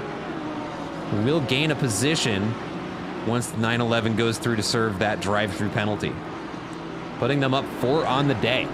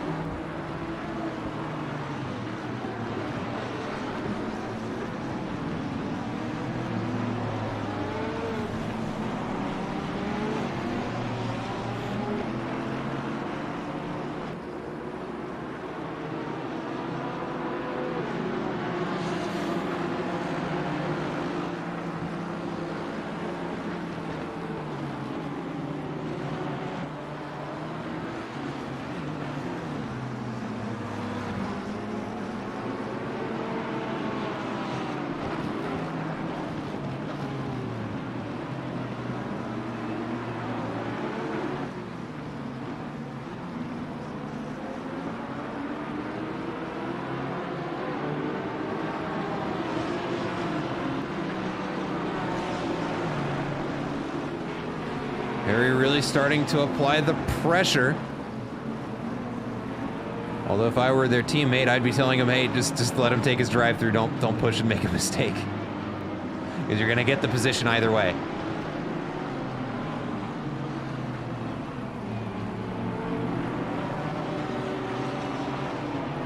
And that looks like how they're gonna play it. Max Baumgarten is gonna go into the pits, and that is going to move Harry Hottie up into 23rd place with 15 minutes left on the clock.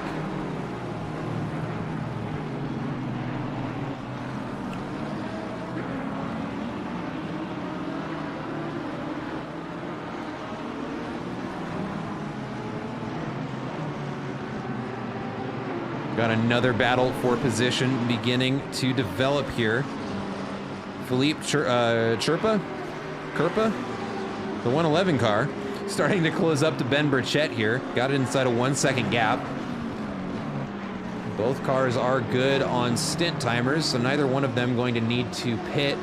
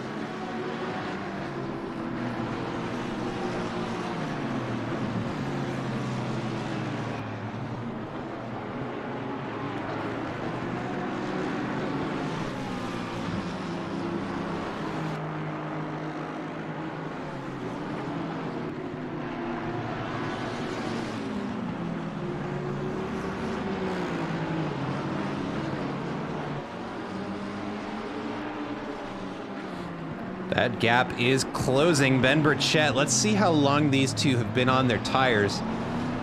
Philip Sherpa's pretty much as near as makes no difference on fresh rubber.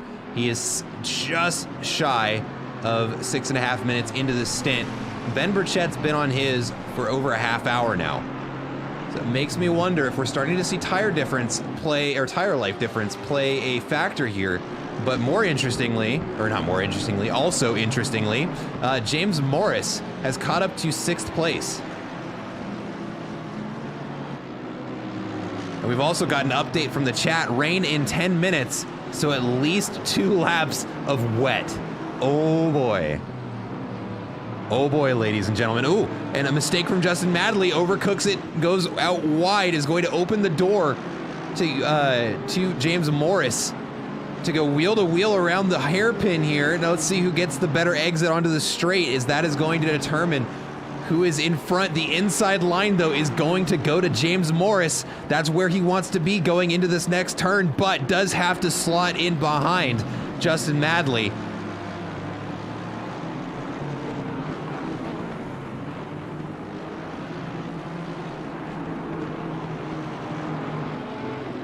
We've also got over on this other screen, Ben Burchett is going to have to try and fend off Philip Sherpa to hang on to 15th place. So we've got two battles very close for position in the final 10 minutes of this race.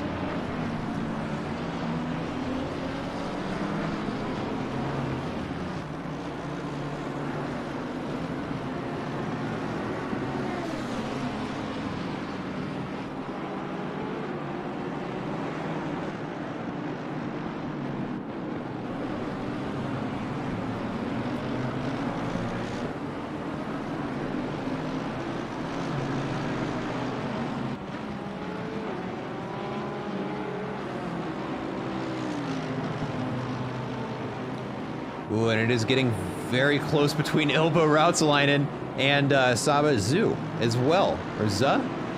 S-Z-U-H. My American little pea brain cannot do that many consonants next to one another.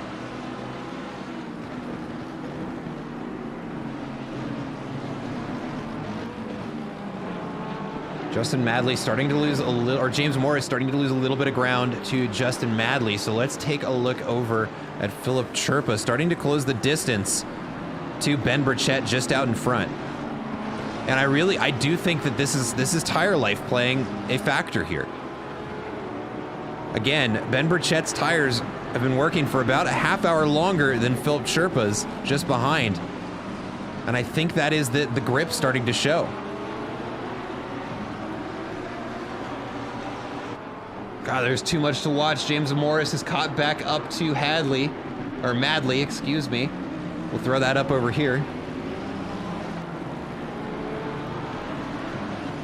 There's too much to watch. It's the last 10 minutes. Come on.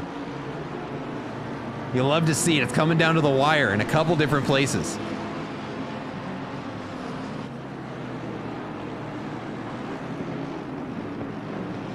And any minute now, we should start to see some rain. Oh, and there's huge contact between Ben Burchett and Max Baumgarten.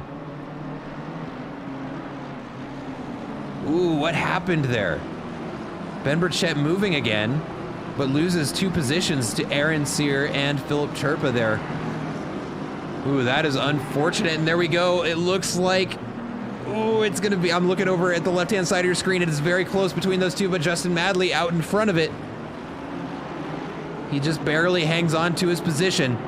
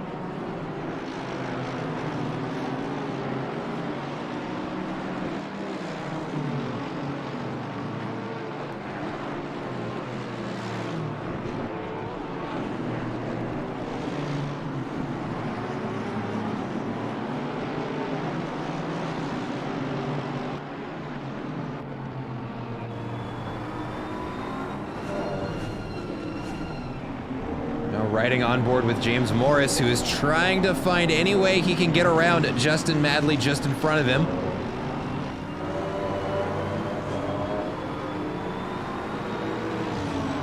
That's the 911 car right there. That's Max Baumgarten. He's going to let the pass happen.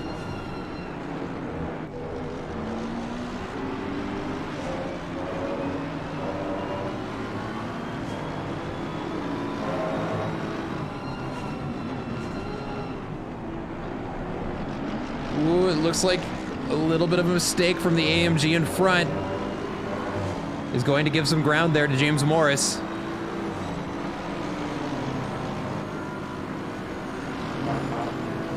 Wow, and they tied each other's lap times last lap. Look at that, ladies and gentlemen. That is a great split.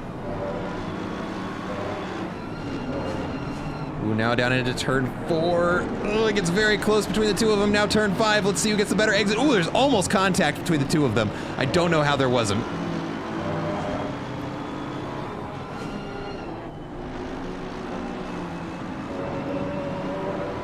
Both drivers using every inch of the track, trying to stay in front of one another. Anything they can do to gain an advantage at this point.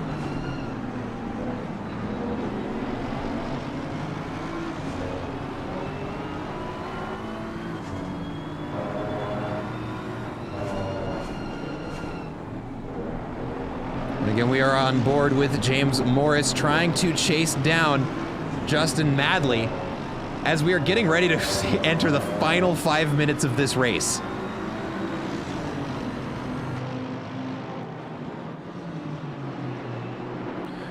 I put us over on this camera so I can check and see what the weather report is looking like right now. It says light rain in 10, medium rain in 30. We won't see the 30. Will we see it start to drizzle here? We are inside. We are the last 5 minutes of this race. And we have got a battle for position, a battle for 6th place. Inside the top 10, we've also got Ilpo Rautsalainen on the defense in 9th place from the 87 car in 10th. You can see that over on the splits, those red numbers there.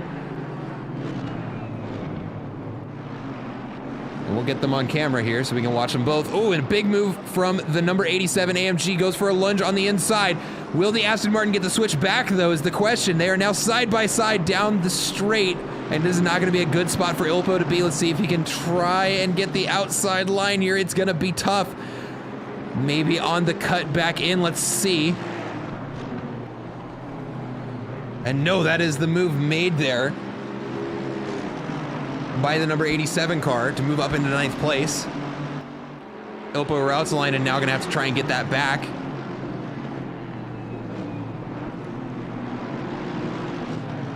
And that rain is imminent, but still not here.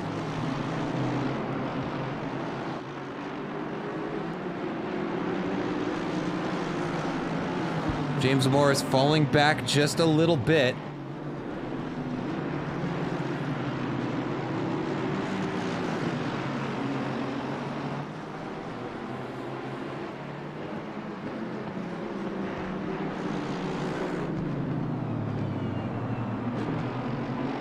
The number 111 car, Philip Chirpa, going to pick up a drive-through penalty for track limits. And he's going to have to serve that one pretty much right away. You don't want to carry that through to the end of the race.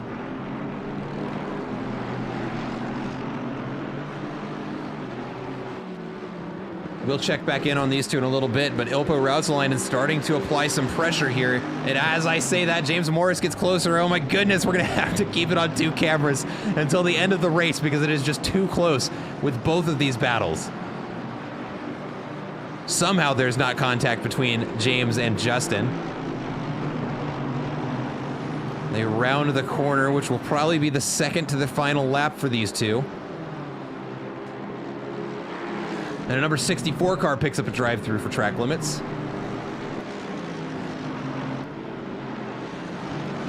Going to be 18th place Russ Blake.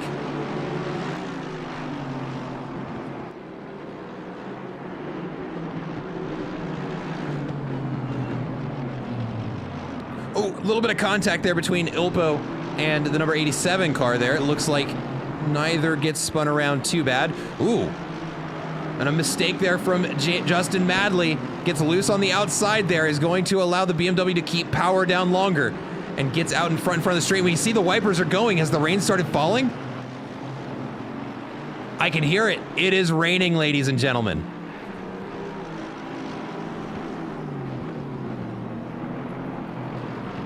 And now things get very interesting. Let's go ahead and hop inside the car. Yeah, we can see water is on the windshield there for James Morris. And now is where lap times start to plummet. Let's take a look over at this battle, though. Ilpo Rautalainen getting it inside the red.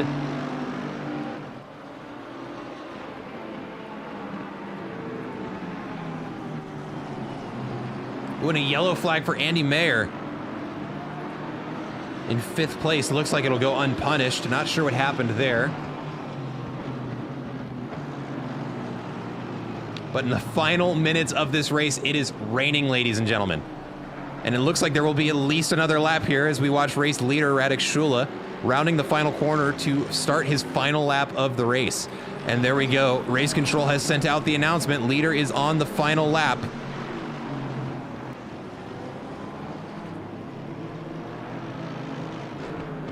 And now we can start to see the white flags waving for slow traffic as the pace is going to plummet. Yeah, we're already starting to see some pretty slow, well, not pretty slow, slow lap times coming out. There's a yellow flag for El Poco Loco. Another yellow flag here. Oh, that is a very banged up BMW for Hugo Holgado. He almost, yeah, he can't turn the car anymore.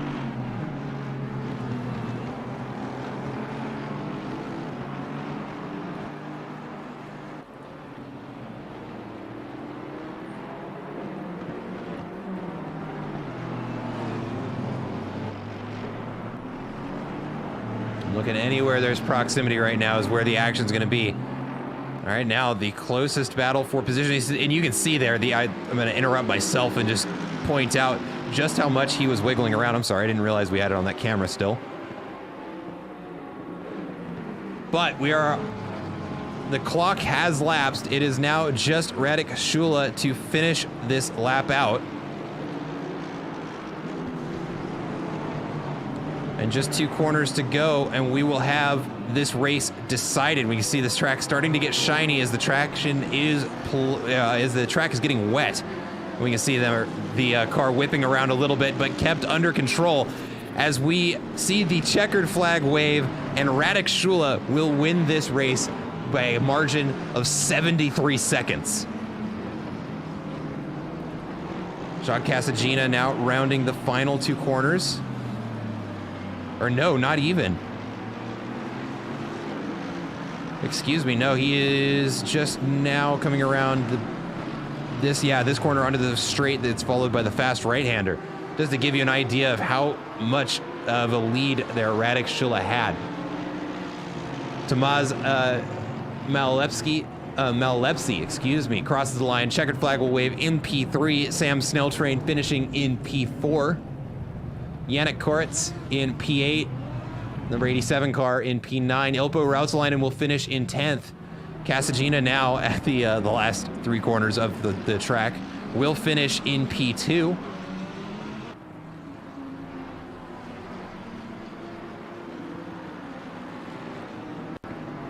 There we go, rounding the final corner. Casagina, again, let me point out, up 26 positions since the start of this race. And he will cross the line in 2nd place. Justin Madley now starting to finish this lap up. Just 3 cars left on the track. It is him, James Morris, just out in front of him. Will cross the line in a very hard-fought 6th position.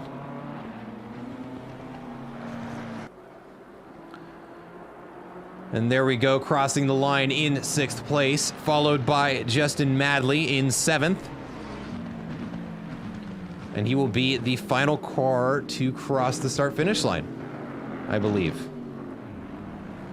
Yep, and for some reason it's not ending the session, but there we go with some celebratory donuts there at the end of the straight. But let's go ahead and use this opportunity. Let's go back to the garage and take a look at the leaderboard. Again, big congratulations there to Radek Shula for his first place finish, followed by John Casagina in second.